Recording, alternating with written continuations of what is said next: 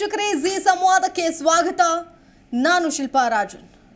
ವೀಕ್ಷಕರೇ, ದೇಶದಲ್ಲಿ ಸಾರ್ವತ್ರಿಕ ಚುನಾವಣೆಯ ಹಂತ ನಡೀತಾ ಇದೆ. 2 ಹಂತಗಳ ಚುನಾವಣೆ ಈಗಾಗಲೇ ನಡೆದಿದೆ. ಕರ್ನಾಟಕ ರಾಜ್ಯದಲ್ಲಿ ಮೊದಲ ಹಂತದ ಚುನಾವಣೆ ಮುಗಿಸ್ಕೊಂಡು 2ನೇ ಹಂತಕ್ಕೆ ರಾಜ್ಯ ನಾಯಕರು ಹೊರಟಿದ್ದಾರೆ. ಭರ್ಜರಿ ಪ್ರಚಾರ, ಅಬ್ಬರದ ಪ್ರಚಾರ, ಬಹಿರಂಗ ಪ್ರಚಾರ, ಸಮಾವೇಶ, ಸಭೆ ಎಲ್ಲವೂ ಕೂಡ ನಡೀತಾ ಇದೆ.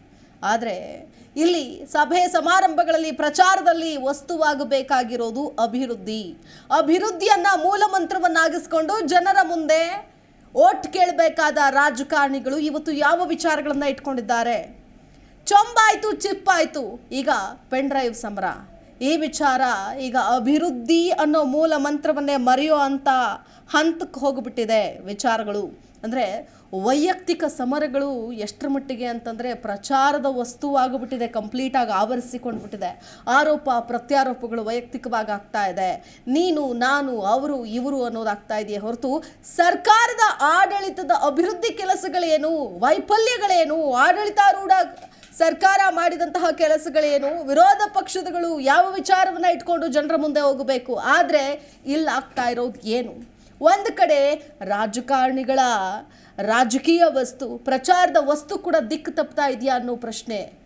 ಯಾಕಂದರೆ ಕಾನೂನು ಕಟ್ಟಳೆ ಎಲ್ಲವೂ ಕೂಡ ಇದೆ. ಅದರ ಜೊತೆಗೆ ನಾವು ಜನರ ಮುಂದೆ ಹೋಗಬೇಕಾದಾಗ ಒಂದಷ್ಟು ನೈತಿಕತೆಯನ್ನು ಮೆರಿಬೇಕಾದ ಅವಶ್ಯಕತೆ ಇದೆ. ಇವತ್ತಿನ ದಿನಗಳಲ್ಲಿ ಜನ ಯಾವುದನ್ನು ನೋಡಿ, ಯಾರನ್ನು ನೋಡಿ ಹೇಗೆ ಓಟ್ ಹಾಕಬೇಕು, ಅದ್ರ ಜೊತೆಗೆ ಜವಾಬ್ದಾರಿಗಳೇನು, ಎಲ್ಲಿಗೆ ಹೋಗಿ ನಿಲ್ತಾ ಇದೆ ಸದ್ಯದ ರಾಜಕೀಯ ಪರಿಸ್ಥಿತಿ, ಪ್ರಚಾರದ ವಿಚಾರ. ಇದೇ ವಿಚಾರಕ್ಕೆ ಸಂಬಂಧಪಟ್ಟಂತೆ ನಾವು ಕೂಡ ಚರ್ಚೆಯನ್ನು ಆರಂಭಿಸ್ತಾ ಹೋಗ್ತಾ ಇದ್ವಿ. ಇದೇ ಹೊತ್ತಿನ ವಿಶೇಷ, ದಿಕ್ಕು ತಪ್ಪಿದ ಪ್ರಚಾರ, ಚಂಬು ಚಿಪ್ಪು ಪೆನ್ ಡ್ರೈವ್.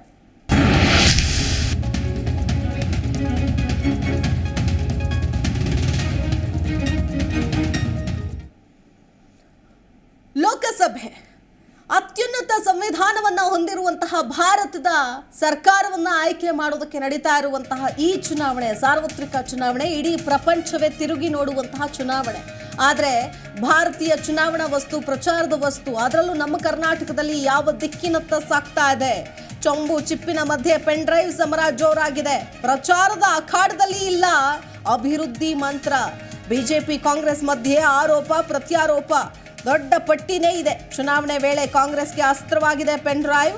ಕಾಂಗ್ರೆಸ್ ಮೇಲೆಯೇ ಬೊಟ್ಟು ಮಾಡ್ತಾ ಇದ್ದಾರೆ ಬಿಜೆಪಿ ನಾಯಕರು.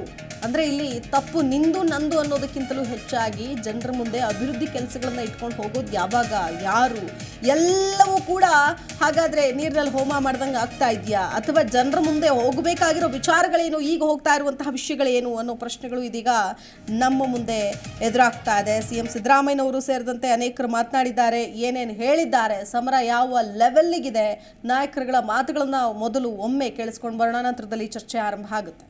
ವಿದೇಶಕ್ಕೆ ಹೋಗ್ಬೇಕಾದ್ರೆ ಯಾರು ಪಾಸ್ಪೋರ್ಟ್ ಕೊಡೋರು? ಕೇಂದ್ರ ಸರ್ಕಾರ ವೀಸಾ ಕೊಡೋರು ಯಾರು? ಇವ್ರು ಗೊತ್ತಿಲ್ಲ ಹುಟ್ಟೋದಲ್ಲ, ಎಲ್ಲ ಪ್ಲಾನ್ ಮಾಡಿ ಕಳಿಸ್ತಾರಂತೆ ಸರ್. ಎಲ್ಲ ಪ್ಲಾನ್ ಮಾಡಿ ಹೌದು, ದೇವೇಗೌಡರೇ ಪ್ಲಾನ್ ಮಾಡಿ ಕಳಿಸ್ತಾರೆ. ಅದಕ್ಕೂ ಒಂದು ಇಮಿಡಿಯೇಟ್ ಆಗಿ ನಾವು SIT ಮಾಡಿ ಇಮಿಡಿಯೇಟ್ ಆಗಿ ಅದನ್ನ SIT ಮಾಡಿ ಅದಕ್ಕೆ ಚಾಲನೆ ಕೊಟ್ಟು ಅದನ್ನೆಲ್ಲ ಏನೂ ಮಾಡಲಿಲ್ಲ ಅಂತ ಹೇಳಿದ್ರೆ, ಅದರಲ್ಲೂ ಕೂಡ ಗೃಹ ಮಂತ್ರಿಗಳು, ಕೇಂದ್ರದ ಗೃಹ ಮಂತ್ರಿಗಳು ಕೂಡ ಅದನ್ನೇ ಹೇಳಿದ್ದಾರೆ. ನಾನು ಕೂಡ ಗಮನಿಸಿದೆ. ಆ ರೀತಿ ಯಾರನ್ನು ರಕ್ಷಣೆ ಮಾಡ್ತಕ್ಕಂಥದ್ದು ಏನಿಲ್ಲ. ಇತ್ತು ಕಾನೂನಿನ ಚೌಕಟ್ಟಿನಲ್ಲಿ ಏನು ಮಾಡಬೇಕು, ಇಮಿಡಿಯೇಟ್ ಆಗಿ ಅದಕ್ಕೆ ಕ್ರಮ ಪ್ರಾರಂಭ ಆಗಿದೆ. ಏನ್ ಮಾಡಕ್ಕಾಗುತ್ತೆ? ಹಂಗೇನಾರ ನಾವು ಮಾಡಬೇಕು ಅನ್ನೋದಿದ್ರೆ ಚುನಾವಣೆ ಇನ್ನೊಂದು ವಾರ ಮಾಡ್ಬೋದು.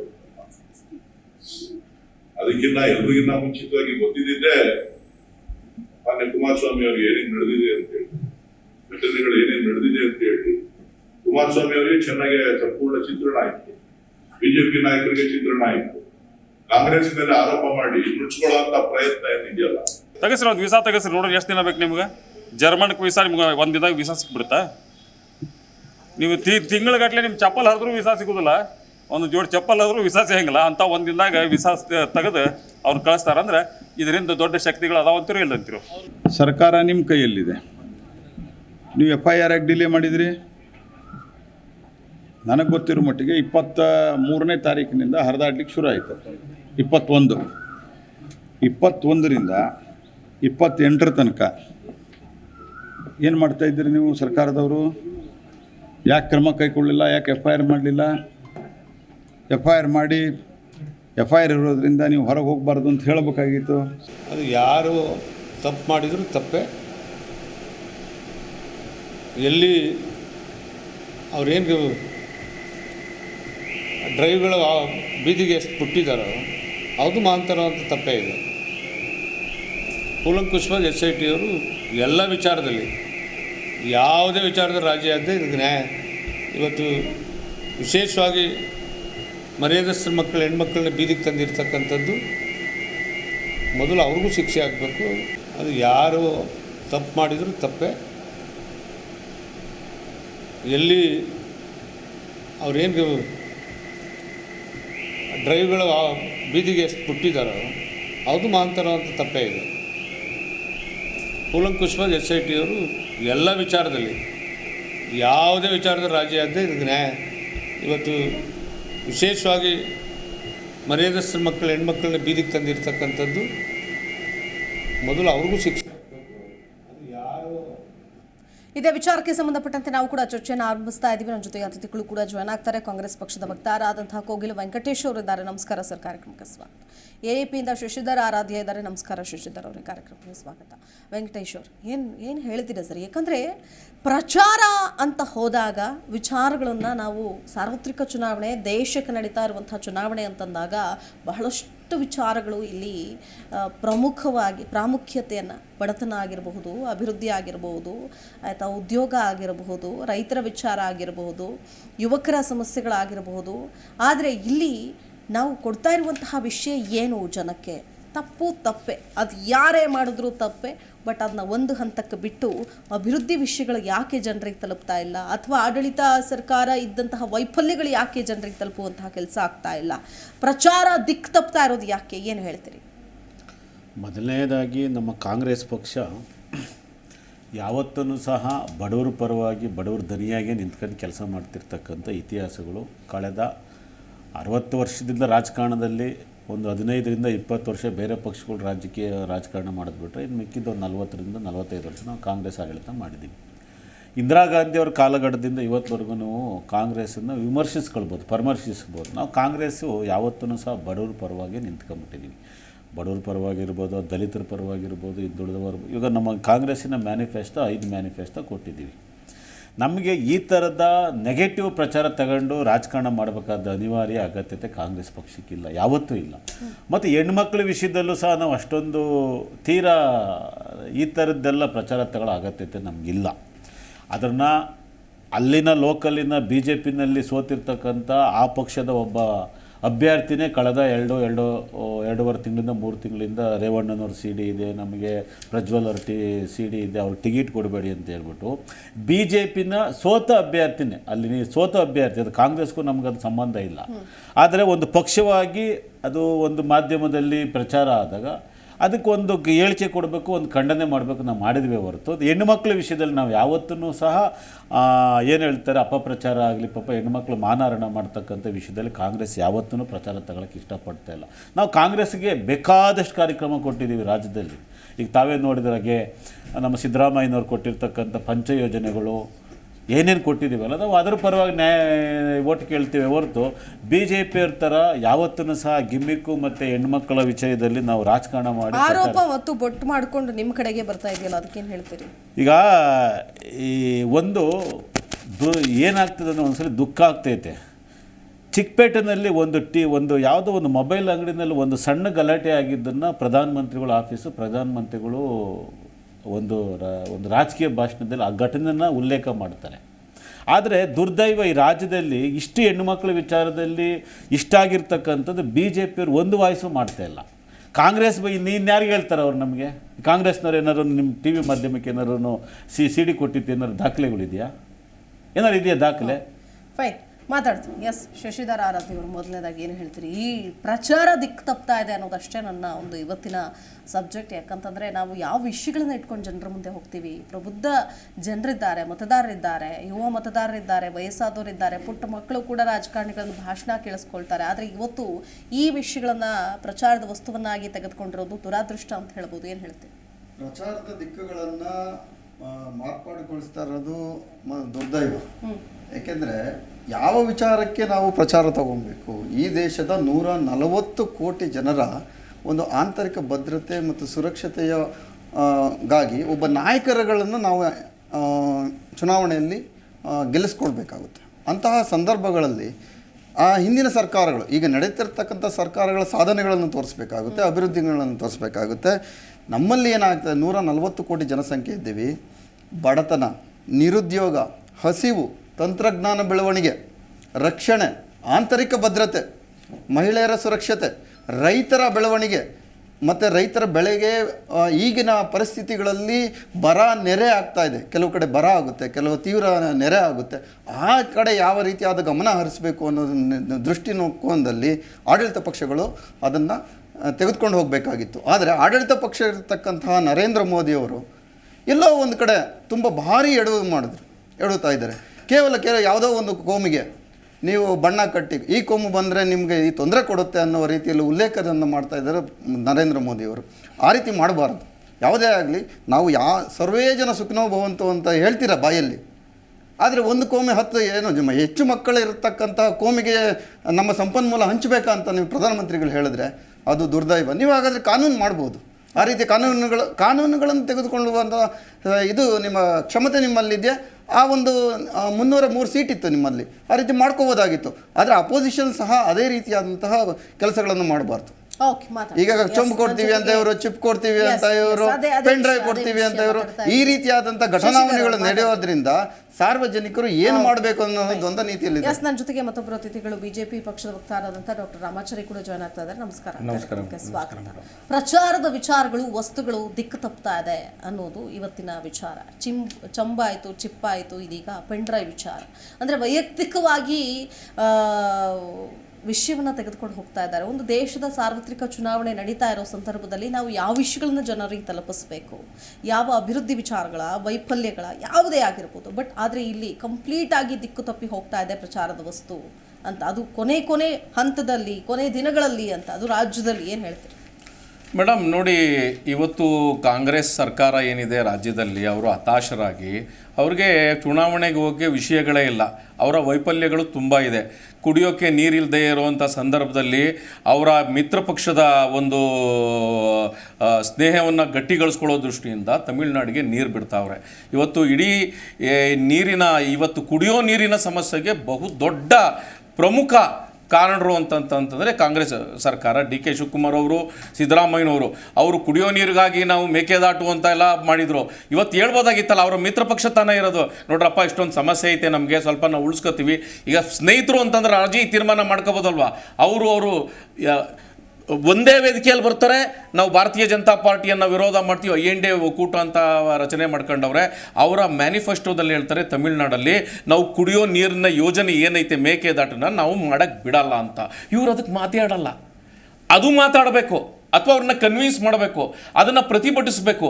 ಅಂದರೆ ರಾಜ್ಯದ ಜನರ ಬಹು ಮುಖ್ಯ, ಅತಿ ಅಗತ್ಯದ ಬೇಡಿಕೆಗಳ ಬಗ್ಗೆ ಇವರು ಗಮನ ಹರಿಸ್ತಾ ಇಲ್ಲ. ಇವರಿಗೆ ಅಧಿಕಾರ ಬೇಕಾಗಿದೆ. ಹಾಗಾಗಿ ಭಾರತೀಯ ಜನತಾ ಪಾರ್ಟಿನ ಬೈಯೋದು, ಮೋದಿಯವ್ರನ್ನ ಏನಾರು ಒಂದು ಟೀಕೆ ಮಾಡುವಂಥದ್ದು, ಯಾವುದೋ ಒಂದು ಸಣ್ಣ ಘಟನೆಗೂ ಮೋದಿ ಪ್ರತಿಕ್ರಿಯೆ ಕೊಡಬೇಕು ಅಂತ ಹೇಳ್ತಾರೆ. ಆಯ್ತಾ? ಒಂದ್ ನಿಮಿಷ ಇರ್ರಿ. 2015ರಲ್ಲಿ ಈ ಒಂದು ಪ್ರಕರಣ ನಡೆದಿದೆ. 2015ರಲ್ಲಿ ಈ ಪ್ರಕರಣ ನಡೆದಿದೆ ಅಂತ ಹೇಳ್ತಾರಲ್ಲ. 2015ರಲ್ಲಿ ಅವತ್ತು ಅದೇ JDS, ಅದೇ ಸಂಸದರು ಇವ್ರ ಜೊತೆಲಿದ್ರು, ಅವ್ರ ಜೊತೆ ಓಡಾಡ್ತಿದ್ರಲ್ಲ ಲಾಸ್ಟ್ ಚುನಾವಣೆಯಲ್ಲಿ. ಇದೇ ಕಾಂಗ್ರೆಸ್ ನಾಯಕರು ಅವ್ರನ್ನ ಗೆಲ್ಸ್ಕೊಂಡ್ ಬಂದ್ರಲ್ಲ, ಪ್ರಜ್ವಲ್ ರೇವಣ್ಣನ. ಆಗ್ಲೇ ತಾನೇ ಘಟನೆ ನಡೆದಿರುವಂತದ್ದು. HY ಮೇಟಿ ಇದೇ ಮಾಧ್ಯಮಗಳಲ್ಲಿ ಬಂದಾಯ್ತು. ಒಬ್ಬ ಹೆಣ್ಮಗಳ ಮೇಲೆ ಏನ್ ಅತ್ಯಾಚಾರ ನಡೀತು ಅಂತ. ಸಿದ್ದರಾಮಯ್ಯ ಒಬ್ಬ ಮಿನಿಸ್ಟರ್ ಆಗಿದ್ದವನ್ನ ಏನ್ ಮಾಡಿದ್ರಿ ನೀವು? ತಿರ್ಗಾ ಅವನಿಗೆ ಟಿಕೆಟ್ ಕೊಟ್ಟು MLA ಆಗಿ ಪಕ್ಕದಲ್ಲಿ ಕೂರ್ಸ್ಕೊಂಡಿದ್ದೀರಾ. ಎಲ್ಲಾಯ್ತು ಆ ತನಿಖೆ? ಆ ಹೆಣ್ಮಗಳಿಗೆ ಎಲ್ಲ ನ್ಯಾಯ ಸಿಕ್ತು. ಆಯ್ತಾ? ಇವತ್ತು ಮೊನ್ನೆ ರಾಮನಗರದ MLA ಬರ್ತಾ ಐತೆ. ಒಂದು ವಿಷಯ ಏನು ಅಂತಂದ್ರೆ, ರಾಜ್ಯಕ್ಕೆ ಇದು ಹೆಣ್ಣುಮಕ್ಕಳ ವಿಷಯ ತುಂಬಾ ಸೂಕ್ಷ್ಮವಾದ ವಿಚಾರ. ಇವತ್ತು ಆ ರೀತಿ ಯಾರೇ ತಪ್ಪು ಮಾಡಿದ್ರು ಅವ್ರಿಗೆ ಶಿಕ್ಷೆ ಆಗ್ಬೇಕು. ನಾವು ಭಾರತೀಯ ಜನತಾ ಪಾರ್ಟಿ ಯಾರನ್ನೂ ರಕ್ಷಣೆ ಮಾಡೋದು, ಯಾರ ಪರವಾದು ಇಲ್ವೇ ಇಲ್ಲ. ಒಂದು ಪಕ್ಷದ ಜೊತೆ ನಾವು ಹೊಂದಾಣಿಕೆ ಮಾಡ್ಕೊಂಡಿದೀವಿ ಅಂತಾಗ ಅಲ್ಲಿ ಮಾಜಿ ಪ್ರಧಾನಿಗಳವ್ರೆ ಅವ್ರು ನಿರ್ಧಾರ ಮಾಡ್ತಾರೆ. ಅವ್ರು ಯಾರಿಗೋ ಟಿಕೆಟ್ ಕೊಡ್ಬೇಕು ಅಂತ ಹಂಚಬೇಕಾಗುತ್ತೆ. ಒಂದ್ ನಿಮಿಷ, ಇವತ್ತು ಭಾರತೀಯ ಠಾಕೂರ್ ಅಂತ ಒಬ್ಬ ಕ್ರೀಡಾ ಸಚಿವರು ಕ್ರೀಡಾ ಹೆಣ್ಮಕ್ಳನ್ನ ನಡೆಸ್ಕೊಂಡು ಅಲ್ಲ, ಒಂದ್ ವಿಷಯ ಹೇಳ್ತೀನಿ ಕೇಳಿ. ಸುಪ್ರೀಂ ಕೋರ್ಟ್ಗಳಿದೆ. ಅಲ್ಲ, ನಿನ್ನೆ ನಡೆಸಿರೋದು ಕೇಳಿ ಸ್ವಾಮಿ. ನಿಮ್ MLA ಏನ್ ಕ್ರಮ ತಗೊಂಡಿದ್ದೀರಾ? ಏನ್ ಕ್ರಮ ತಗೊಂಡಿದ್ದೀರಾ ಈಗ ನಗರದ MLA ಮೇಲೆ? ಆಮೇಲೆ 25,000 ಪೆನ್ ಡ್ರೈವ್ ಅಂತ ಹೇಳ್ತಾರಲ್ಲ ಕಾಂಗ್ರೆಸ್ ಕಾರ್ಯಕರ್ತರು. ಒಂದ್ ನಿಮಿಷ FIR ಗೆ ಇಷ್ಟು ದಿವಸದಿಂದ ಒಬ್ಬರನ್ನು ಅರೆಸ್ಟ್ ಮಾಡಿಲ್ಲ ಇವರು. ಒಂದ್ ನಿಮಿಷ ಇರ್ರಿ, ನಾನು ವಿಚಾರಣೆಗೂ ಕರೆದಿಲ್ಲ ಅಂತಂದ್ರೆ ಒಳಗೊಳಗೆ ಸಿರಿ ಸರ್, ನಿಧಾನ ಮಾತಾಡಿ. ಒಂದ್ ನಿಮಿಷ ಸರ್, ಪ್ಲೀಸ್ ಪ್ಲೀಸ್, ನಾನು ಹೇಳ್ತಾ ಒಂದ್ ಸೆಕೆಂಡ್. ಸಿದ್ದರಾಮಯ್ಯ ರೇವಣ್ಣ ಕಳಸ ಫ್ರೆಂಡ್ಸ್. ಒಂದ್ ಸೆಕೆಂಡ್ ಸರ್, ಒಂದ್ ನಿಮಿಷ, ನಾನು ಚರ್ಚೆ ಮಾಡ್ತಾ ಇರೋದು. ಒಂದ್ ಸೆಕೆಂಡ್ ಸರ್ ಪ್ಲೀಸ್, ನಾನು ಚರ್ಚೆ ಮಾಡ್ತಾ ಇರೋದೇನು ಹೇಳಿ. ಅಭಿವೃದ್ಧಿ ವಿಷಯಗಳನ್ನ ಬಿಟ್ಟು ಈ ವಿಷಯಗಳನ್ನ ಪ್ರಚಾರದ ವಸ್ತು ಮಾಡ್ತಿದ್ದೀರಿ ಅಂತ ಹೇಳ್ತಾ ಇದ್ದು. ಬಟ್ ಇಲ್ಲೂ ಕೂಡ ಇದೇ ವಿಷಯಗಳ ಬಗ್ಗೆನೇ ನಿಮ್ಮ ಆರೋಪ ಪ್ರತ್ಯಾರೋಪಗಳಿದೆಯಾ ಹೊರತು ಅಭಿವೃದ್ಧಿ ಆಗಿರ್ಬೋದು, ವೈಫಲ್ಯಗಳಾಗಿರ್ಬೋದು, ಇದ್ರ ಬಗ್ಗೆ ಬೆಳಕು ಚೆಲ್ಲೋರು ಯಾರು? ನಾನು ಮಾತಾಡ್ತೀನಿ. ನನ್ನ ಜೊತೆಗೆ ಮತ್ತೊಬ್ಬರು ಅತಿಥಿಗಳು ಜಾಯ್ನ್ ಆಗ್ತಾ ಇದ್ದಾರೆ, ಲಲಿತಾಂಬಾ ಅಂತ ರಾಜಕೀಯ ವಿಶ್ಲೇಷಕರು. ಮೇಡಮ್ ನಮಸ್ಕಾರ, ಕಾರ್ಯಕ್ರಮಕ್ಕೆ ಸ್ವಾಗತ. ಮೊದಲ ರಿಯಾಕ್ಷನ್ ಈ ವಿಷಯಕ್ಕೆ ಸಂಬಂಧಪಟ್ಟಂತೆ ಏನ್ ಹೇಳ್ತೀರಿ ಮೇಡಮ್? ನಮಸ್ತೆ. ಫಸ್ಟ್ ಆಫ್ ಆಲ್ ಇಂಥ ಒಂದು ವಿಷಯನ ನೋಡಿ, ಸ್ಟುಡಿಯೋಲಿ ಗಲಾಟೆ ಮಾಡುವಾಗ ನ್ಯಾಷನಲ್ ಲೆವೆಲ್ ಅಲ್ಲಿ ಎಷ್ಟಾಗತ್ತೆ ಅಂತ ಊಹಿಸ್ಕೋಬಹುದು. ಇಂಥದ್ದೆಲ್ಲ ಡಿಸ್ಕಸ್ ಮಾಡ್ಲಿಕ್ಕೆ ಒಂದು ಟೈಮ್ ಲಿಮಿಟೇ ಇಲ್ಲ, ಎಷ್ಟು ಬೇಕಾದ್ರೂ ವಿಸ್ತರಣೆ ಮಾಡ್ಕೋತಾ ಇರ್ಬೋದು. ಆಕ್ಚುಲಿ ಈ ಒಂದು ಪೊಲಿಟಿಕಲ್ ಈಗ ಎಲೆಕ್ಷನ್ ಟೈಮ್ ನಲ್ಲಿ ನನಗನ್ಸಿದ ಪ್ರಕಾರ 3 ಮಾಧ್ಯಮಗಳಿವೆ. ಒಂದು ಸಾರ್ವಜನಿಕರು, ನಾವು ಸಿಟಿಸನ್ಸ್, ನಾನೀಗ ಸಿಟಿಸನ್ಸ್ ಪರವಾಗಿ ಮಾತಾಡ್ತಾ ಇದ್ದೇನೆ. ಇನ್ನೊಂದು ಸರ್ಕಾರ, ದಟ್ ಇಸ್ ಸರ್ಕಾರ ಅಲ್ಲ, ಪೊಲಿಟಿಕಲ್ ಪಾರ್ಟೀಸ್. ಮೂರನೇದು ಮೀಡಿಯಾ. ಈಗ ಫಾರ್ ಎಕ್ಸಾಂಪಲ್ ಈ ಪೆನ್ ಡ್ರೈವ್ ವಿಷಯವೇ ಆಗ್ಲಿ, ಎಷ್ಟೊತ್ತು ಮಾತಾಡಿದ್ರು, ಇದು ಗೊತ್ತಾದ ತಕ್ಷಣ ಪೊಲಿಟಿಕಲ್ ಪಾರ್ಟೀಸು ಎಲ್ಲ ಅವ್ರವ್ರದ್ದು ಏನ್ ಇದಿದೆ ಅವ್ರು ಕೊಟ್ಟಾಗಿದೆ ಅವ್ರ ವಿಶ್ಲೇಷಣೆ. ಆಲ್ರೆಡಿ ಅಲ್ಲಿ ಲಾ ಮತ್ತೆ ಕೋರ್ಟು ಇದೆಲ್ಲ ಏನೇನ್ ಆಗ್ಬೇಕು, ಪೊಲೀಸ್ SIT ಕೊಟ್ಟಾಗಿದೆ ಕೇಸು, ಅದ್ರ ಕೆಲ್ಸನ ಮಾಡಿ ಜಡ್ಜ್ಮೆಂಟ್ ಬರ್ಲಿ. ಆ ಒಂದು ಈ ಒಂದು ಆಗ್ಲೇ ಬಾರದಿತ್ತಿಂತ ಘಟನೆಗಳು. ಎನಿವೆ, ಇದ್ರ ಜಡ್ಜ್ಮೆಂಟ್ ಏನ್ ಬರುತ್ತೆ ಅಂತ ನಾವು ವೆಯ್ಟ್ ಮಾಡೋಣ. ಆ ಒಂದು ಟಾಪಿಕ್ ಅನ್ನ ತಗೊಂಡು ಈಗ ಎಲೆಕ್ಷನ್ ಗಿಮಿಕ್ ಆಗಿ ಮಾಡ್ತಾ ಇದೀವಲ್ಲ, that is the most unfortunate ಅನ್ಸುತ್ತೆ ನನಗೆ. ಸೊ ಹೀಗಾಗಿ ನನ್ಗನ್ಸೋದು ಮೀಡಿಯಾ ಸಹ ಈ ವಿಷಯನ ಮೀಡಿಯಾಲಿ ಎಷ್ಟೊತ್ತು ಡಿಸ್ಕಸ್ ಮಾಡ್ಬೇಕು? 15 ನಿಮಿಷ 20 ನಿಮಿಷ ಅರ್ಧ ಗಂಟೆ ಅದನ್ನ ಡಿಸ್ಕಸ್ ಮಾಡಿ ಅದಲ್ಲಿ ಮುಚ್ಚಬೇಕಲ್ವಾ? ದಿನವಿಡೀ ಒಂದು ಟಿವಿ ಚಾನೆಲ್ ನೋಡಿದ್ರು, ಯಾವ ಟಿವಿ ಚಾನೆಲ್ ನಲ್ಲಿ ನೋಡಿದ್ರು ಅದೇನೆ. ಎಕ್ಸೆಪ್ಟ್ ಜಿ ಕನ್ನಡ ನ್ಯೂಸ್ ಅಂತ ಹೇಳಿ ಅಲ್ಲ, ನಾನು ಹೇಳ್ತಾ ಇದ್ದೆ, ನಾನು ಜನರಲೈಸ್ ಮಾಡಿದೆ. ಒಂದು ಮೀಡಿಯಾದು ವೆರಿ ಇಂಪಾರ್ಟೆಂಟ್ ಸ್ಟೆಪ್ ಇರುತ್ತೆ. ನಾವು ಒಂದಷ್ಟು ಮೀಡಿಯಾದವರು ಅದಕ್ಕೆ ಭಿನ್ನವಾಗಿರ್ತೀವಿ, ಅಂತಹ ಮೀಡಿಯಾಗಳು. ಅಬ್ಸಲ್ಯೂಟ್ಲಿ, ನಾನು ಅದಕ್ಕೆ ಯಾವ ಹೆಸರುಗಳನ್ನ ತಗೊಳ್ತಾ ಇಲ್ಲ, ಜನರಲಿ ಹೇಳ್ತಾ ಇರೋದು. ಯಾವ ಚಾನೆಲ್ ನೋಡಿದ್ರು, ನನ್ನ ಮಗಳು 9 ವರ್ಷದವಳು ನೆನ್ನೆ ನೋಡಿದಾಗ ಏನಾಯ್ತು ಪ್ರಜ್ವಲ್ ರೇವಣ್ಣ, ಏನಾಯ್ತು ಇದು, ಅವ್ರಿಗೆ ಎಕ್ಸ್ಪ್ಲೈನ್ ಮಾಡ್ಬೇಕಾ ನಾವು? ಅವ್ರು ಏನ್ ನೋಡ್ತಾ ಇದಾರೆ, ನೆಕ್ಸ್ಟ್ ಲೆವೆಲ್ ಆಫ್ ಪಾಲಿಟಿಕ್ಸ್, ನಮ್ಮ ದೇಶದ ಪರಿಸ್ಥಿತಿಯನ್ನ ಏನ್ ನೋಡ್ತಾ ಇದಾರೆ. ಸೊ ಡೆಫಿನೆಟ್ಲಿ ಅದು ಅರ್ಧ ಗಂಟೆ 3/4 ಗಂಟೆ ಅದಷ್ಟಾದ್ಮೇಲೆ ಅದಲ್ಲಿ ಕ್ಲೋಸ್ ಮಾಡಿ ಮುಂದಿನ ವಿಚಾರಣೆಯನ್ನ ಮಾಡ್ಬೇಕು. ಇದು ಅನ್ಫಾರ್ಚುನೇಟ್ ಅಂತ ಹೇಳ್ತೀನಿ, ದುರಾದೃಷ್ಟ. ಇಷ್ಟು ಒಂದು ವಿಷಯನ ತಗೊಂಡು 3-4 ದಿನ ಡಿಸ್ಕಷನ್ ಮಾಡೋದು ಏನ್ ಲಾ ತಗೊಳುತ್ತೆ, ಮಾಡ್ಲಿ. ಅವ್ರ ಪೊಲಿಟಿಕಲ್ನವ್ರು ಅವ್ರು ಮಾಡ್ಬಿಟ್ಟಿದ್ದಾರೆ. ಮೀಡಿಯಾನು ಸಹ ಅದನ್ನ ಅಷ್ಟು ತೋರಿಸ್ಬಾರ್ದು. ಅಂದ್ರೆ ನಮ್ಮ ಜನಗಳಿಗೂ ಸಹ ಅದೊಂದು ಸೆನ್ಸೇಷನಲ್ ನ್ಯೂಸ್ ಆಗ್ಬಿಟ್ಟಿದೆ. ಸೊ ನಮ್ ಜನಗಳಿಗೂ ನಾನು ಹೇಳೋದಿಷ್ಟೇ, ಒಂದು ಅಭಿವೃದ್ಧಿ ಇಂಥ ಒಂದು ವಿಷಯಗಳನ್ನ ಇಟ್ಕೊಂಡು ನಾವು ನೋಡೋಣ, ಚರ್ಚೆ ಮಾಡೋಣ ಅಂತ. ಸೊ ನನಗೆ ಇನ್ನು ಮುಂದುವರಿಯುತ್ತಾ, ಸೊ ಈ ವಿಷಯ ಬಗ್ಗೆ ನಾನು ಮಾತಾಡಕ್ಕೆ ಇಂಟ್ರೆಸ್ಟ್ ಇಲ್ಲ, ಹೇಳಿಲ್ವಾ? ಇದು ಆಲ್ರೆಡಿ ಕೋರ್ಟ್ ಕೇಸ್ ನಡೀತಾ ಇದೆ, ಬೇಗ ಜಡ್ಜ್ಮೆಂಟ್ ಬರ್ಲಿ, ಸರಿಯಾದ ಒಂದು ನಿಲುವು ಸಿಕ್ಲಿ ಅನ್ನೋದೇ ನಮ್ಮ ಪ್ರಾರ್ಥನೆ.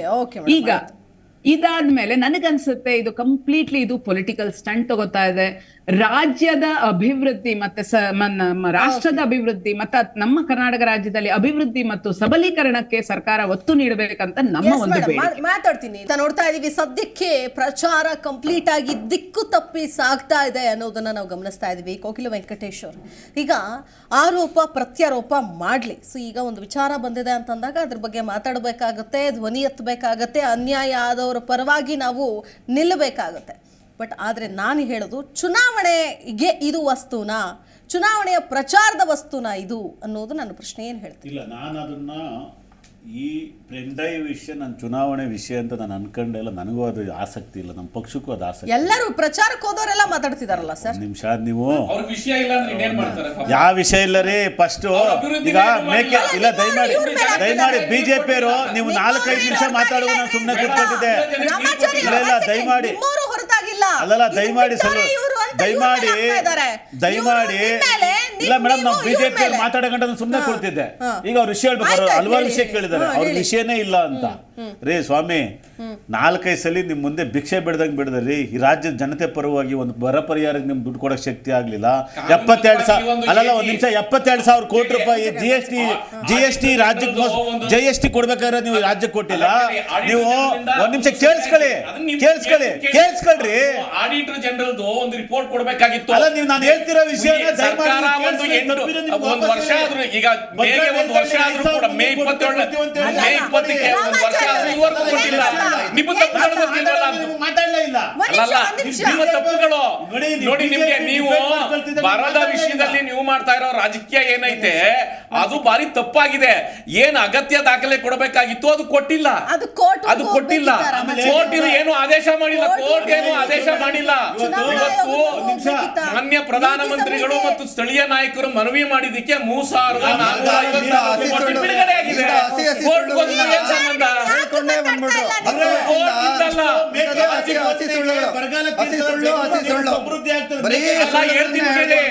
ನೀವು ಕುಡಿಯೋ ನೀರಿಗೆ ಏನ್ ಬೆಂಗಳೂರು ನಗರಕ್ಕೆ ಬೇಕಾಗಿರುವಂತ ನೀರಿನ ವ್ಯವಸ್ಥೆ ಬಗ್ಗೆ ಪರ್ಯಾಯವಾಗಿ ಗೊತ್ತಾಯ್ತಾ? ಏನಿವತ್ತು ಏನು ಪ್ರೈವೇಟ್ ಬೋರ್ವೆಲ್ಗಳೈತೆ, ಆ ಪ್ರೈವೇಟ್ ಬೋರ್ವೆಲ್ ನೀವು ಏನ್ ಮಾಡಬೇಕಾಗಿತ್ತು? ನೀವು ಏನೇನೋ ಕೇಳ್ತಿರಲ್ಲ. ನೀವು ನಿಮಗೆ ಆಡಳಿತ ನಡೆಸಕ್ ಬರಲ್ಲ. ಇವ್ರಿಗೆ ಪ್ರೈವೇಟ್ ಬೋರ್ವೆಲ್ ಗಳನ್ನೆಲ್ಲ ಬಾಡಿಗೆಗೆ ತಗೊಂಡು ಅದರಿಂದ ನೀರ್ ಸಂಗ್ರಹ ಮಾಡಿ ಜನರಿಗೆ ನೀರು ಹಂಚಬೇಕಾಗಿತ್ತು. ಆ ಕೆಲಸ ಮಾಡದೆ ಏನ್ ಮಾಡ್ತೀರಾ? ಬಿಜೆಪಿ ನೀವೇನ್ ದೇಶ ನಡೆಸ್ತಾ ಇದ್ದೀರಿ? ದೇಶ ಬರಗಾಲ ಈಗ ಪ್ರಸ್ತುತವಾದಂತಹ ಬಿಜೆಪಿ ಸರ್ಕಾರ ನೇತೃತ್ವದ ಮೋದಿ ಸರ್ಕಾರವನ್ನು ನಾವು ಕೇಳಬೇಕಾಗಿರ್ತಕ್ಕಂಥದ್ದು 156 ಲಕ್ಷ ಕೋಟಿ ಸಾಲ ಮಾಡಿದಿರಲ್ಲ, ಏನಕ್ಕೋಸ್ಕರ ಮಾಡಿದ್ರೆ ಶ್ವೇತಪತ್ರ ಬಿಡುಗಡೆ ಮಾಡಿ ಅಂತ ಕೇಳಬೇಕು. ಎಲೆಕ್ಟ್ರೋ ಬಾಂಡ್ ಹಗರಣ ಮಾಡಿ ನೀವೇ ಹೆಚ್ಚಿನ ಹಣ ತಗೊಂಡಿದ್ದೀರಲ್ಲ, ಯಾರ್ಯಾರ ಹತ್ರ ಎಷ್ಟೆಷ್ಟು ತಗೊಂಡಿದ್ದೀರಾ, ಯಾಕೆ ತಗೊಂಡಿದ್ದೀರಾ, ಏನಕ್ಕೋಸ್ಕರ ತಗೊಂಡಿದ್ದೀರಾ, ಅದ್ರ ಬಗ್ಗೆ ಇಡಿ ಮತ್ತು CBI ತನಿಖೆ ಮಾಡ್ಕೊಳ್ಳಿ ಅಂತ ಹೇಳ್ಬೇಕಾಗುತ್ತೆ. ನೋಡಿ, ನೀವು ಮಾತಾಡೋ, ನೀವು ಅದ್ರ ಬಗ್ಗೆ ಆರೋಗ್ಯಕರವಾದಂತಹ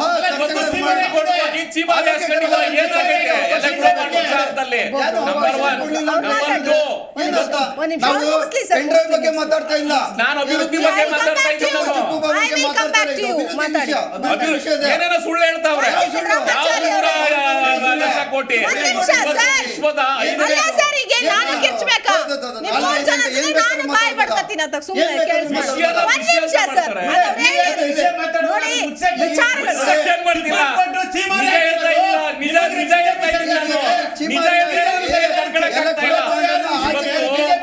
ಜನ ಭಾರತೀಯ ಜನತಾ ಪಾರ್ಟಿಗೆ ಸಪೋರ್ಟ್ ಮಾಡೋದು. ಭಾರತೀಯ ಜನತಾ ಸುಪ್ರೀಂ ಕೋರ್ಟ್ ಹೇಳಿದ ತಕ್ಷಣ ಕೊಟ್ಬಿಟ್ರ ಹೇಗೆ? ಯಾಕೆ ಹೇಳಿ? ಸುಪ್ರೀಂ ಕೋರ್ಟ್ ಚೀಮಾರಿ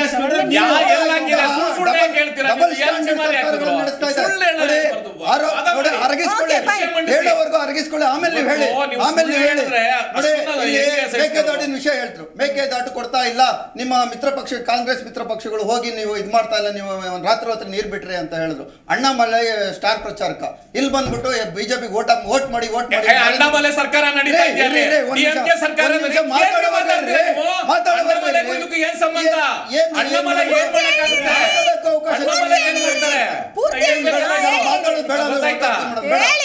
ಮಾತಾಡಕ್ ಬೇಡ ಅಂದ್ರೆ ನಾವು ಹೊರಟೋಗ್ತೀವಿ. ಈ ರೀತಿ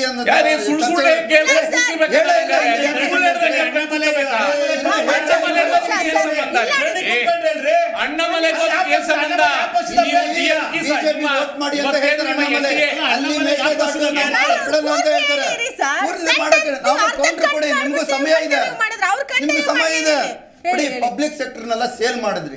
ಆ ವಿಷಯಗಳ ಬಗ್ಗೆ ನೀವು ಚರ್ಚೆ ಆಗ್ಬೇಕಾಗಿರ್ತಂತ ವಿಷಯ ಇದೆ. ಈ ದೇಶದ ಪಬ್ಲಿಕ್ ಸೆಕ್ಟರ್ ಎಷ್ಟೋ ಪಬ್ಲಿಕ್ ಸೆಕ್ಟರ್ಗಳನ್ನ ಪ್ರೈವೇಟ್ ಅವರಿಗೆ ಸೇಲ್ ಮಾಡಿದ್ರೆ ಆ ವಿಷಯ ಚರ್ಚೆ ಆಗ್ಬೇಕಲ್ವಾ? ದೇಶದ ಜನರಿಗೆ ಅದು ಮನವರಿಕೆ ಮಾಡ್ಕೊಡ್ಬೇಕಲ್ವಾ? ಈ ಓಟಿನ ವಿಷಯ ಅದಾಗಬೇಕಲ್ವಾ? ಇಂಥವ್ರಿಗೆ ನೀವು ಓಟ್ ಹಾಕ್ಬೇಕಂತ ನಾವು ಕೇಳಬೇಕಲ್ವಾ ಜನರನ್ನ? ಪರ್ ಕ್ಯಾಪಿಟಾ ಇನ್ಕಮ್ ನಮ್ಮ ದೇಶದ ಬೆಳವಣಿಗೆ ಆಗಬೇಕಾಗಿತ್ತು. ಎಲ್ಲಿ ಹೋಗ್ತಾ ಇದೆ? ಪರ್ ಕ್ಯಾಪಿಟಾ ಇನ್ಕಮ್ ಡೌನ್ ಆಗ್ತಾ ಇದೆ. ಎಲ್ಲ ರಾಜ್ಯಗಳ ಪರ್ ಕ್ಯಾಪಿಟಾ ಇನ್ಕಮ್ ಡೌನ್ ಆಗಿ ಬರ್ತಾ ಇದೆ. GDP 5 ಟ್ರಿಲಿಯನ್ ಮಾಡ್ತೀವಿ ಅಂತ ಹೇಳಿದ್ರು. 5 ಟ್ರಿಲಿಯನ್ ಆಗೋಕ್ಕೆ ಚಾನ್ಸೇ ಇಲ್ಲ ಅಂತ ಆರ್ಥಿಕ ತಜ್ಞರು ಹೇಳ್ತಾ ಇದ್ದಾರೆ. ಆರ್ಥಿಕ ಮನಸ್ಥಿತಿ ಇಲ್ಲದೆ ಇರತಕ್ಕಂಥ ಪ್ರಧಾನಮಂತ್ರಿಗಳನ್ನ ನೀವು ಕೂರಿಸಿದ್ದೀರಾ. ಆರ್ಥಿಕ ಒಂದು ವ್ಯವಸ್ಥೆ ಮಾತಾಡೋದಲ್ಲ ಸರ್, ಪ್ರಚಾರದ ಸಂದರ್ಭದಲ್ಲಿ ನಿಮ್ಮ ನಾಯಕರು ಮಾತಾಡ್ತಾ ಇಲ್ಲ. ಚಂಬು ಮಾತಾಡ್ತಾ ಇಲ್ಲ, ಚಿಪ್ಪು ಮಾತಾಡ್ತಾ ಇಲ್ಲ, ಪೆಂಡ್ರೈವ್ ಮಾತಾಡ್ತಾ ಇಲ್ಲ. ನಾವು ಮಾತಾಡ್ತಾ ಚರ್ಚೆಯಲ್ಲಿ ಪಾಪ ನೀವು ವಕ್ತಾರರು ತುಂಬಾ ಚೆನ್ನಾಗಿ ಕೆಲಸ ಮಾಡ್ತಾ ಇದ್ದೀರಿ. ನಿಮ್ ತರ ನಿಷ್ಠಾವಂತ ಕಾರ್ಯಕರ್ತರು ನೀವೆಲ್ಲರೂ. ಬಟ್ ಆದ್ರೆ ನಿಮ್ಮ ನಾಯಕರು ಏನ್ ಮಾಡ್ತಿದ್ದಾರೆ, ಏನ್ ಮಾತಾಡ್ತಿದ್ದಾರೆ, ಯಾವ ವಿಷಯ? ಒಂದ್ ಸೆಕೆಂಡ್. ಎದುರಾಳಿಗಳನ್ನ ಇಡಿ, ಐಟಿ ಮತ್ತೆ ಸಿಬಿಐ ಬಿಟ್ಟು ಇದು ಚರ್ಚೆ ಆಗ್ಬೇಕಲ್ವಾ? ಕಾಂಗ್ರೆಸ್ನ ಕಾರ್ಯಕರ್ತರು ಕುಮಾರಸ್ವಾಮಿ ಅವರಿದ್ದಲ್ಲಿ ಹೋಗಿ ಪ್ರಚಾರ ಅಂದ್ರೆ ಪ್ರತಿಭಟನೆ ಮಾಡೋದಕ್ಕೆ ಅಂತ ಮುಂದಾಗ್ತಾರೆ. ಅಂದ್ರೆ ಅವ್ರ ವಿರುದ್ಧ ಘೋಷಣೆ ಕೂಗ್ತಾರೆ, ಸಿಟ್ಟಾಗಿ ಹೇಳ್ತಾರೆ, ನನ್ನ ಮನೆ ಮುಂದೆ ಅಲ್ಲ ಪ್ರತಿಭಟನೆ ಮಾಡಬೇಕಾಗಿರೋದು, ಅವರು DK ಶಿವಕುಮಾರ್ ಅವರ ಮನೆ ಮುಂದೆ ಅಂತೇಳಿ ಸಿಕ್ಕಾಪಟ್ಟೆ ಗರಂ ಆಗಿ ಸಿಟ್ಟಾಗಿ ಮಾತಾಡ್ತಾರೆ. ಅಂದ್ರೆ ಇದೆಲ್ಲದಕ್ಕೂ ಕಾರಣ ಅವರು ಅನ್ನುವಂಥ ದಿಕ್ಕಿನಲ್ಲಿ ಮಾತನಾಡ್ತಾರೆ. ಅಂದ್ರೆ ಎಲ್ಲಿಗೆ ಹೋಗ್ತಾ ಇದೆ, ಯಾರಿಗೆ ಏನ್ ಸಂದೇಶ ಕೊಡ್ತಾ ಇದ್ದೀರಿ, ಯಾವ ರೀತಿಯಾಗಿ ನಡೀತಾ ಇದೆ ಹಾಗಾದ್ರೆ ಇದು? ಮೇಡಮ್, ಈ ಎಲ್ಲ ನಿಮ್ಗೆ ವಿಷಯ ಹೇಳ್ತೀನಿ ಕೇಳಿ. ಏನು ಕಾಂಗ್ರೆಸ್ ಪಕ್ಷ ಅಥವಾ ನಮ್ಮ ವಿರೋಧ ಪಕ್ಷಗಳು ನಮ್ಮ ವೈಫಲ್ಯವನ್ನು ಅಥವಾ ಅವರು ಮಾಡಿರೋ ಈ ರಾಜ್ಯ ಸರ್ಕಾರ ಅಭಿವೃದ್ಧಿಯನ್ನು ತಗೊಂಡು ಜನರ ಮುಂದೆ ಹೋಗ್ಬೇಕಾಗಿತ್ತು. ಅವರಲ್ಲಿ ವೈಫಲ್ಯಗಳೇ ಜಾಸ್ತಿ, ಸಬ್ಜೆಕ್ಟೇ ಇಲ್ಲ. ಜನ ಹೋದ್ರೆ ಕುಡಿಯೋ ನೀರು ಕೇಳ್ತಾರೆ, ಜನನ್ನ ತಪ್ಪಿಸ್ಬೇಕು. ಹಂಗಾಗಿ ಇವರು ಈ ಪೆನ್ ಡ್ರೈವಿನ ಏನು ಹಗರಣಗಳ ಪಿತಾಮಹ ಯಾರವ್ರೆ, ಮಾನ್ಯ DK ಶಿವಕುಮಾರ್ ಅವರು, ಅವ್ರ ಹತ್ರ ಹೋಗಿ ಅಂತ ಬಹುಶಃ ಅವ್ರು ಹೇಳಿರ್ಬೋದು. ಗೊತ್ತಾಯ್ತಾ? ಒಂದ್ ವಿಷಯ ಹೇಳ್ತೀನಿ ಕೇಳಿ, ತನಿಖೆ ಆಗ್ಲಿ, ಅದು ಅದ್ರ ಬಗ್ಗೆ ತನಿಖೆ ಆಗುತ್ತೆ. ಈಗ ತನಿಖೆ ಆಗಲಿ, ರಾಜಕೀಯ ಪಕ್ಷದ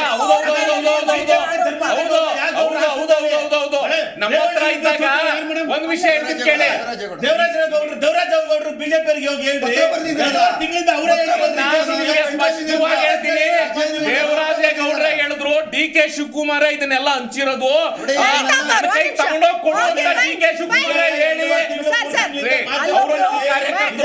ದೇವರಾಜೇಗೌಡ್ರೆ ಹೇಳಿದ್ರು, ಯಾರು ಕಾರ್ತಿಕ್ ಇದ್ದಾನೆ, ಕಾರ್ತಿಕ್ನ ಕೈಯಲ್ಲಿ ಕಾರ್ತಿಕ ಏನ್ ಮಾಡ್ದ, ಎಲ್ಲ ಫಸ್ಟ್ DK ಶಿವಕುಮಾರ್ ಹತ್ರ ಹೋಗಿ ಸೆಟ್ಟಿಂಗ್ ಮಾಡಿದ ಮೇಲೆ DK ಶಿವಕುಮಾರ್ ಏನ್ ಮಾಡ್ದಂತೆ ನೋಡು, ಅಲ್ಲಿ ದೇವರಾಜೇಗೌಡರು ಒಬ್ರು ಬಿಜೆಪಿ ಮುಖಂಡರವ್ರೆ, ಅವ್ರ ಕೈ ತಗೊಂಡವ್ರೆ ಇದೆಲ್ಲ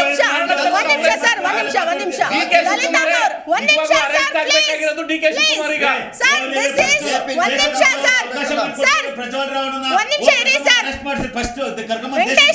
ಒಂದ್ ನಿಮಿಷ ಇರಿ. This is my show.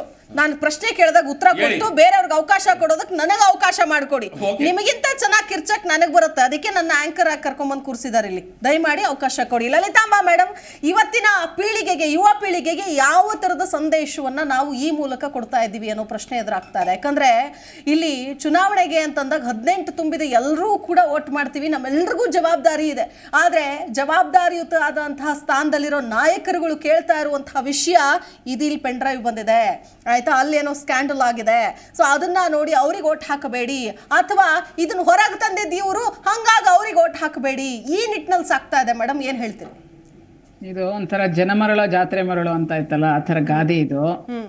BJP ಅವ್ರು ಏನ್ ಮಾಡ್ತಾರೆ, ಕಾಂಗ್ರೆಸ್ ಸರ್ಕಾರ 50 ವರ್ಷದ ಹಿಂದೆ ಏನ್ ಮಾಡ್ತಿತ್ತು ಅದನ್ನೆಲ್ಲ ಕೆದಕ್ಕೊಂಡ್ ಬರ್ತಾ ಇದ್ದಾರೆ. ಎಲ್ಲೋ ಒಂದ್ ಕಡೆ ಏನೋ ಹನುಮಾನ್ ಚಾಲೀಸ ಅಂತ ಹೇಗಾಗ್ಬಿಟ್ಟಿದೀವಿ ಅಂದ್ರೆ ನಂಗೆ ತುಂಬಾ ಅಸಹ್ಯ ಆಗತ್ತೆ.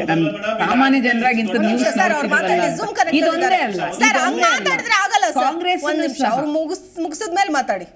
ಹೇಳಿ ಮೇಡಮ್. ನಾನ್ ಹೇಳ್ತಾ ಇರೋದು ಇದು ತೂತು ಮೇಮೆ, ಇವ್ರೊಬ್ರೇನೋ ಮಾಡಿದ್ರು ಅಂತ ಅವ್ರು ಇನ್ನೊಂದ್ ಮಾಡೋದು. ನಮ್ ಜನಗಳಿಗೂ ಕೆಲ್ಸ ಅಲ್ಲ, ಮೀಡಿಯಾನು ಅದೇ ತೋರಿಸ್ತಾ ಇದೆ, ಜನನು ಅದೇ ನೋಡ್ತಾ ಇದಾರೆ, ಹಂಗಾಗ್ತಾ ಇದೆ. ಇವಾಗ ಫಾರ್ ಎಕ್ಸಾಂಪಲ್ ಏನೇನ್ ತರ ವಿಷಯಗಳನ್ನ ಮಾಡ್ಬೇಕು, ಈಗ ರಾಜ್ಯ ಸರ್ಕಾರ ಹೋಗಿ ಸೆಂಟ್ರಲ್ ಗವರ್ಮೆಂಟ್ಗೆ ನಮಗೆ ಬರಗಾಲ ಬಂದಿದೆ, ನಿಧಿಯನ್ನ ಕೇಳಿ ಕೊಡಿ ಅಂತ ಅಂದ್ರೆ ಅದನ್ನ ಅವರು ಕೊಡ್ಬೇಕು. ರೈಟ್, ಕೊಟ್ಟಿದಾರ ಇಲ್ವಾ ಅದು ಡಿಫ್ರೆಂಟ್, ಬಟ್ ಅದ್ ಕೊಡ್ಬೇಕು. ಈ ಕೂತ್ಕೊಂಡು ನಾವಿಷ್ಟು ಕೊಟ್ಟಿದೀವಿ, ರಾಜಕೀಯ ಪಕ್ಷಗಳು ಪರಸ್ಪರ ದೂಷಿಸೋದ್ರಿಂದ ಇದೊಂದು ನನಗೆ ರಾಜಕೀಯ ಸ್ಟಂಟ್ ಅಂತ ಅನ್ಸುತ್ತೆ. ನಮ್ಮ ಸಾಮಾನ್ಯ ಜನರಿಗೆ ಇದು ಖಂಡಿತ ಉಪಯೋಗ ಇಲ್ಲ. ಈಗ ಇನ್ನೊಂದು, ನಮ್ಮ ಕರ್ನಾಟಕ ಸರ್ಕಾರನೇ ತಗೊಳ್ಳ, ಸರ್ಕಾರ ಉಚಿತ ಕೊಡುಗೆಗಳನ್ನ ಕೊಡೋ ಬದಲು ಮಹಿಳೆಯರನ್ನ ಮತ್ತು ಮಕ್ಕಳ ಸುರಕ್ಷತೆ ಮತ್ತೆ ಮಹಿಳೆಯರನ್ನ ಆರ್ಥಿಕವಾಗಿ ಸಬಲೀಕರಣ ಮಾಡುವಂತಹ ಕಡೆಗೆ ಗಮನ ವಹಿಸಬೇಕು. ಹೇಗೆ ಜಾಬ್ಸ್ ಅನ್ನು ಕ್ರಿಯೇಟ್ ಮಾಡೋದು, ಬಹಳ ಉದ್ಯೋಗಗಳನ್ನ ಹೇಗೆ ಇದು ಮಾಡೋದು, ವುಮೆನ್ ಎಂಪವರ್ಮೆಂಟ್ ಅನ್ನ ಹೇಗೆ ಮಾಡೋದು, ಅದು ಬಹಳ ಇಂಪಾರ್ಟೆಂಟ್. ಈಗ ನೀರಿನ ಸಮಸ್ಯೆ ನಿವಾರಣೆಗೆ ಸರ್ಕಾರ ಏನೇನ್ ಮಾಡ್ತಾ ಇದೆ ಅಂತ ಚರ್ಚೆಗಳಾಗಬೇಕು. ಜನಗಳಲ್ಲೂ ಅದು ಬರಬೇಕು. ನೋಡಿ, ನೀವು ನೀರಿನ ಉಳಿತಾಯದಲ್ಲಿ ನಿಮ್ಮ ಒಂದು ಸಹಭಾಗಿತ್ವ ಬೇಕು. ಈ ತರದೊಂದು ಚರ್ಚೆಗಳಾಗ್ತಾ ಹೋಗ್ಬೇಕು. ಈಗೇನಾಗ್ತಾ ಇದೆ, ರಾಜಕೀಯ ಪಕ್ಷಗಳು ಬರೀ ಧರ್ಮ, ಜಾತಿ, ಸಮುದಾಯ ಸಮಸ್ಯೆಗಳನ್ನೇ ಪದೇ ಪದೇ ಅದನ್ನೇ ಮಾತಾಡ್ತಾ ಇದ್ದಾರೆ. ಈಗ ನಾನು ಮಹಿಳೆಯಾಗಿ ನನಗೆ ಬಹಳ ಮಾನಸಿಕವಾಗಿ ತೊಂದರೆ ಆಗತ್ತೆ, ಹೇಳ್ತಾ ಇದ್ದೀನಿ. ಧರ್ಮ ಮತ್ತು ಸಮುದಾಯದ ಹೆಸರಲ್ಲಿ ನಾವೆಲ್ಲ ಒಂಥರ ದ್ವೇಷಗಳಾಗ್ತಾ ಇದೀವಿ ಮನೆಯಲ್ಲೇನೆ. ಸಪೋಸ್ ಎಲ್ಲಾ ತರ ಡಿಫ್ರೆಂಟ್ ಪಾರ್ಟಿಗಳ ಒಂದು ಇದಿರುತ್ತೆ, ಒಲಿವಿರುತ್ತೆ, ಅವರ ಮನೆಗಳಲ್ಲೇ ನಾವೆಲ್ಲ ಒಂದು ಎನಿಮೀಸ್ ಅಥವಾ ವೈರಿಗಳಾಗ್ತಾ ಇದೀವಿ. ಅದಾಗಬಾರ್ದು. ಮತ್ತೆ ಜನರ ಮೇಲೂ ಸಹ ಒಂದು ಈ ತರದೆಲ್ಲ ಚರ್ಚೆ ಜಾಸ್ತಿ ಆಗ್ತಾ ಇದ್ರೆ ಮಾನಸಿಕ ಒತ್ತಡ ಸೃಷ್ಟಿ ಆಗ್ತಾ ಇದೆ. ನಾವು ಜನಗಳನ್ನ ನಮ್ಮ ಪಕ್ಷದ ಸಿದ್ಧಾಂತನ ಅನುಸರಿಸ್ಕೊಂಡು ಏನೋ ವೋಟ್ ಮಾಡಿರ್ತಾರೆ, ಬಟ್ ನಮ್ಮ ರಾಜಕಾರಣಿಗಳು ಏನ್ ಮಾಡ್ತಾ ಇದ್ದಾರೆ ಈಗ? ಸೊ ನಾನ್ ಕೇಳ್ತಾ ಇರೋದಿಷ್ಟೇ, ಸರ್ಕಾರದಿಂದ ಮಹಿಳೆಯರು ಏನನ್ನ ನಿರೀಕ್ಷಿಸ್ತೀವಿ? ನಾನೊಂದು ಮಹಿಳೆಯಾಗಿ ಏನನ್ನ ನಿರೀಕ್ಷಿಸ್ತೀನಿ ಅಂದ್ರೆ ಉತ್ತಮ ಶಿಕ್ಷಣ, ಮತ್ತೆ ಪಬ್ಲಿಕ್ ಪ್ಲೇಸಸ್ ಅಲ್ಲಿ ನಮಗೆ ಸುರಕ್ಷತೆ, ಸಾರ್ವಜನಿಕ ಸ್ಥಳಗಳಲ್ಲಿ ಸುರಕ್ಷತೆ. ಈಗ ನೋಡ್ತಾ ಇದೀವಿ ಬಿಸಿಲು ಎಷ್ಟು ಹೆಚ್ಚಾಗ್ತಾ ಇದೆ, ನೀರಿಂದ ಇದಾಗ್ತಾ ಇದೆ. ಸೊ ಉತ್ತಮ ಪರಿಸರ, ಮರಗಳನ್ನ ಹೇಗೆ ಬೆಳೆಸಬೇಕು, ಆರೋಗ್ಯದ ರಕ್ಷಣೆ, air pollution is at the highest ಇದೀವಿ ಬೇಕಾದ ಸಿಟಿಗಳಲ್ಲಿ, ಇಂಡಿಯಾಲಿ, ಬೆಂಗಳೂರು ಸಹ ಸೇರಿ ಹೇಗೆ ಇದ್ ಮಾಡೋದು. ಮತ್ತೆ ಎವ್ರಿ ಡೇ ನಮ್ದು ಖರ್ಚು ವೆಚ್ಚ, ಮನೆಯ ಒಂದು ವೆಚ್ಚವು ತುಂಬಾ ಜಾಸ್ತಿ ಆಗ್ತಾ ಇದೆ. ಇದನ್ನ ಹೇಗ್ ನಿಯಂತ್ರಿಸಬೇಕು ಅಂತ ಹೇಳಿ. ಸೊ ನನ್ನ ಒಂದು ಕಳಕಳಿಯ ಪ್ರಾರ್ಥನೆ ಒಂದು ಸೆಂಟೆನ್ಸ್ ಅಲ್ಲಿ ಹೇಳ್ಬೇಕಂದ್ರೆ, ಸರ್ಕಾರ ನಾನು ಹೇಳಿದ ಮೇಲ್ಗಡೆ ಹೇಳಿದ ಎಲ್ಲಾ ಕ್ಷೇತ್ರಗಳ ಮೇಲೆ ಒಂದು ಕೇಂದ್ರೀಕರಿಸಬೇಕು ಅಂತ ನಾನ್ ಬಯಸ್ತೇನೆ. ಅಧಿಕಾರಕ್ಕಾಗಿ ಹೋರಾಡಿ ತುಂಬಾ ಪ್ರಾಬಲ್ಯವನ್ನ ತೋರಿಸೋದು ಅನಗತ್ಯ. ಓಕೆ ಮೇಡಮ್, ಇದು ಅನೇಕ ರಾಜಕೀಯ ಪಕ್ಷ ಕಾರ್ಯಕರ್ತರ ಮೇಲೂ ಸಹ ಪರಿಣಾಮ ಬೀಳುತ್ತೆ. ಸೊ ನಾವೆಲ್ಲ ಒಗ್ಗೂಡೋಣ. ಫೈನಲಿ ಏನು, ನಾವೆಲ್ಲ ಮನುಷ್ಯರು, ನಾವೆಲ್ಲ ಒಟ್ಟಿಗೆ ಇರ್ಬೇಕಾಗಿರೋದು. ಲಲಿತಾಂಬ ಅವರು ಮಾತಾಡ್ತಾರೆ. ವಸುದೈವ ಕುಟುಂಬಕಂ ಅಂತ ನಾವ್ ಹೇಳ್ತೀವಿ. ನಾವು ರಾಮ ಇದಿರ್ಬೋದು, ರಾಮ ರಾಜ್ಯವನ್ನ ಒಂದು ನೋಡೋಣ, ಜನಗಳ ಜೊತೆಗೆ ಭಾಗಿಯಾಗಿ ಖುಷಿಯನ್ನ ಹಂಚೋಣ. ಹೋಲ್ಡ್ ಆನ್, ಮಾತಾಡ್ತೀನಿ. ಎಸ್ ವೆಂಕಟೇಶ್ ಅವ್ರೆ, ಅಂದ್ರೆ ಇಲ್ಲಿ ಹೆಂಗಾಗಿದೆ ಅಂತಂದ್ರೆ ಒಂದಷ್ಟು ವಿಚಾರಗಳು ಬಿಜೆಪಿ ನಾಯಕರಿಂದಾನೆ, ಪ್ರಹ್ಲಾದ್ ಜೋಶಿ ಅವರು ಕೂಡ ಹೇಳಿದ್ರು, ಇನ್ನೊಂದಿಬ್ರು ಯಾರ್ಯಾರೋ ನಾಯಕರು ಹೇಳಿದ್ರು. ಅಂದ್ರೆ ಇದೇ 1 ವರ್ಷ 2 ವರ್ಷದ ಹಿಂದೆ ಇದೇ ಕಾಂಗ್ರೆಸ್ ಜೊತೆಗೆ JDSನವರು ಈ ಹಿಂದಿನ ಸರ್ಕಾರದಲ್ಲಿ ಹೋದ್ರು, ಕೈ ಜೋಡಿಸ್ಕೊಂಡು ಹೋದ್ರು, ಅಂದ್ರೆ ಮೈತ್ರಿ ಮಾಡ್ಕೊಂಡು ಹೋದ್ರು. ಇದೇ ನಿನ್ನೆ ಮೊನ್ನೆ ನಡೆದಿದ್ದಲ್ಲ, ಅವತ್ತಿಂದಲೂ ಕೂಡ ನಡೆದಿರೋ ಸ್ಕ್ಯಾಂಡಲ್ ಅಂತ ಗೊತ್ತಾಗ್ತಾ ಇದೆ. ಅವಾಗ ಎಲ್ಲಿಲ್ಲದ ಒಂದು ಕಾಳಜಿ ಅಥವಾ ಮತ್ತೊಂದು ಈಗ ಬಂದ್ಬಿಟ್ಟಿದೆ ಕಾಂಗ್ರೆಸ್ ನಾಯಕರಿಗೆ. ಸೊ ಅವತ್ತು ಇವ್ರು ಯಾರ ಗಮನಕ್ಕೂ ಬರ್ಲಿಲ್ವಾ ಇದು ಅನ್ನುವಂಥ ನಿಟ್ಟಿನಲ್ಲಿ ಮಾತಾಡ್ತಿದ್ದಾರೆ. ಏನ್ ಹೇಳ್ತೀರಿ? ಇತ್ತೀಚೆಗೆ ಮಾಧ್ಯಮಗಳೇ ತೋರಿಸ್ತಾ ಇದ್ದಾರೆ, ಒಂದು 2 ರಿಂದ 3 ತಿಂಗಳಿಂದ ಈಚೆಗೆ ಇದು ಜಾಸ್ತಿ ಆಗಿರೋದಂತ. ಅದರಲ್ಲೂ ವಿಶೇಷವಾಗಿ ಯಾರು ರೇವಣ್ಣ ವಿರುದ್ಧವಾಗಿ ಸೋತಿದ್ರಲ್ಲ, ದೇವರಾಜ್ ಗೌಡ್ರ ಅವರೇನು, ದೇವರಾಜ್ ಗೌಡ್ರು ಈ ವಿಷಯನ ಪೀಠಿಕೆಯನ್ನು ಫಸ್ಟ್ ಈ ಸಬ್ಜೆಕ್ಟನ್ನು ತಂದಿತ್ತು 2-2.5 ತಿಂಗಳು ಮೊದಲು. BJPನವರು ಹಿಂದೆ ನಾವು ನಿಜವಾಗ್ಲೂ ಹೌದು JDSನವ್ರ ಜೊತೆ ಇದೇ ಕ್ಯಾಂಡಿಡೇಟ್ ಪ್ರಜ್ವಲ್ ರೇವಣ್ಣ ಅವ್ರ ಪರವಾಗಿ ಕ್ಯಾಂಪೇನ್ ಮಾಡಿದಿರಿ ನೀವು. ಅಲ್ಲ, ಅದು ನಾವು ಮಾಡಿರೋದು 5 ವರ್ಷದ ಹಿಂದೆ. ಈ ಘಟನೆಗಳು ಇತ್ತೀಚೆಗೆ ಬರ್ತಾ ಇರ್ತಕ್ಕಂಥ 2-2.5 ತಿಂಗಳು. ಮತ್ತು ವಿಚಾರ ಏನಂದ್ರೆ, ಇವತ್ತು ಎಲ್ಲದಕ್ಕೂ ಮೂಗು ತೋರಿಸ್ತಕ್ಕಂಥ CT ರವರು ನಿಲುವುಗಳೇನು. ಮತ್ತೆ ಒಂದು ನಮ್ಮ ಶ್ರುತಿ ಇರಾನಿ ಅವರು ಚೊಂಬೆತ್ಕೊಂಡು ಅದು ಯಾವುದೋ ಒಂದು ಹೆಣ್ಮಕ್ಳು, ಸ್ಮೃತಿ ಇರಾನಿ ಅವರು ಅವರು ಈ ರಾಷ್ಟ್ರದ ಒಬ್ಬ ದೊಡ್ಡ ರಾಜಕಾರಣಿ, ಹೆಣ್ಮಕ್ಳ ಬಗ್ಗೆ ಅವ್ರ ನಿಲುವೇನು. ಒಂದು ತನ್ನದಲ್ದಿರ್ತಕ್ಕಂಥ ಕ್ಷೇತ್ರ ಅಲ್ದಿದ್ರು ಕೂಡ ಕ್ಯಾಂಡಿಡೇಟ್ ಅನೌನ್ಸ್ ಆದ ತಕ್ಷಣ ಬಂದ್ಬಿಟ್ಟು ಒಬ್ಬ ಇದರಲ್ಲಿ ಒಬ್ಬ ಸಣ್ಣದೊಂದು ಗಲಾಟೆನಲ್ಲಿ ಶೋಭಾ ಕರಂದ್ಲಾಜೆ ಒಬ್ಬ ಕೇಂದ್ರ ಮಂತ್ರಿಯಾಗಿ ಒಬ್ಬ ಹಿಂದೂ ಮುಸ್ಲಿಂ ಅಂತ ವಿಷಯ ಬಂದಾಗ ಅಲ್ಲೋಗಿ ಪ್ರೊಟೆಸ್ಟ್ ಕೂತ್ಕೊಳ್ತಾರೆ. ಮತ್ತೆ ಎಲ್ಲದಕ್ಕೂ ಮುಕ್ತ. ಅಂದ್ರೆ ನೀವು ರಾಜ್ಯ ಸರ್ಕಾರ ದಯಮಾಡಿ ಸುಮ್ಮನೆ ಕೂತ್ಕೊಳ್ರಿ, ಇವರೇ ವಕ್ತಾರೆ. ದಯಮಾಡಿ ಸ್ವಲ್ಪ ಬಾಯಿ ಮುಚ್ಕೊಂಡು ಸುಮ್ಮನೆ ಕೂತ್ಕೊಳ್ಬೇಕು. ಈಗ ನಾವು ಮಾತಾಡ್ತಿದ್ರೆ ಮಾತಾಡಲಿಲ್ಲ, ಕೇಳಿಸ್ಕೊಳ್ಬೇಕು. ಇವ್ರು ಗೊತ್ತಿರ್ಲಿಲ್ವಾ? 2015ರಿಂದ ಪೆನ್ ಡ್ರೈವ್ ಇದ್ದು 2015 ನೋಡಿ ಈ ರೀತಿ ಆರೋಪ ಮಾಡ್ತಾರೆ ಅಂತ ಅವ್ರು ಹೇಳಿದ ಅರಿಕತೆ ಕೇಳಕ್ ಬಂದಿಲ್ಲ. ನಾನು ಇದನ್ನ ಪ್ರತಿಭಟನೆ ಮಾಡ್ತೀನಿ. ಅವರು ಸುಳ್ಳು ಹೇಳ್ಕೊಂಡು ಕೂತಿದ್ರೆ ಅವ್ರೇನ್ ಮಾಡಬೇಕು? ಅವ್ರು ಇದಕ್ಕೂ ಏನ್ ಸಂಬಂಧ? ರಾಜ್ಯ ಸರ್ಕಾರದ ಕಾನೂನು ವೈಫಲ್ಯ ಇತ್ತು, ಕಾನೂನು ಸುವ್ಯವಸ್ಥೆ ವೈಫಲ್ಯ ಇದು. 2015ರಿಂದ ಪೆನ್ ಡ್ರೈವ್ ಓಡಾಡ್ತಾ ಇರೋದು DK ಶಿವಕುಮಾರ್ ಇವರು ದೇವರಾಜ್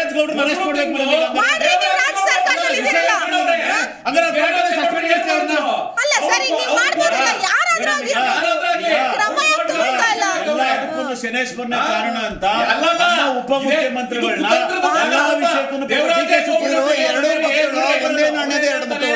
ಅಂತ ಹೇಳ್ಬೋದು. ಯಾಕಂದ್ರೆ ಕೇಂದ್ರ ಸರ್ಕಾರ ಇದೆ, ರಾಜ್ಯ ಸರ್ಕಾರ ಇದೆ, ಬೇಕಾಗಿಲ್ಲ ಈ ವಿಷಯ.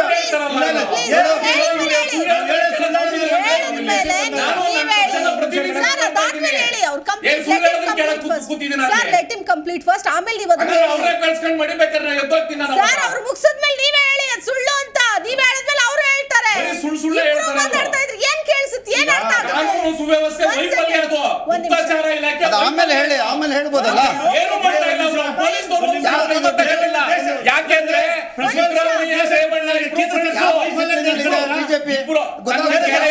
ಉಳಿಸಕ್ಕೆ ಸಿದ್ದರಾಮಯ್ಯ ತನ್ನ ಗೆಳೆಯನನ್ನ ಉಳಿಸಕ್ಕೆ ಸಿದ್ದರಾಮಯ್ಯ ಇಷ್ಟೊಂದು ಸಜ್ಜು ಮಾಡಿ ಹಿಂದೆ ನಿಂತವ್ರೆ. ಬಿಜೆಪಿ ಮೇಲೆ ಯಾರ್ ಗೆಳೆಯ ಯಾರು? ರೇವಣ್ಣ ಸಿದ್ದರಾಮಯ್ಯ. ನಾನು ಹೇಳ್ತಾ ಇದ್ದೀನಿ, ಓಪನ್ ಆಗಿ ಹೇಳ್ತಾ ಇದ್ದೀನಿ. ಗಳಸೆ ಗಂಟಸೆ ಅವರಿಬ್ರು ಮೈತ್ರಿ ಪಕ್ಷದ ಮೈತ್ರಿ ಪಕ್ಷ ಬೇರೆ, ಫ್ರೆಂಡ್ಶಿಪ್ ಬೇರೆ, ಅವ್ರ ಜೊತೆಲೆ ಓಡಾಡ್ತಾರೆ. ಅಂದ್ರೆ ಮತ್ತೆ ಅವರು ಜರ್ಮನಿಗೆ ಹೋಗ್ಬೇಕಾದ್ರೆ ಗುಪ್ತಚರ ವರದಿ ಇರ್ತದಲ್ವಾ?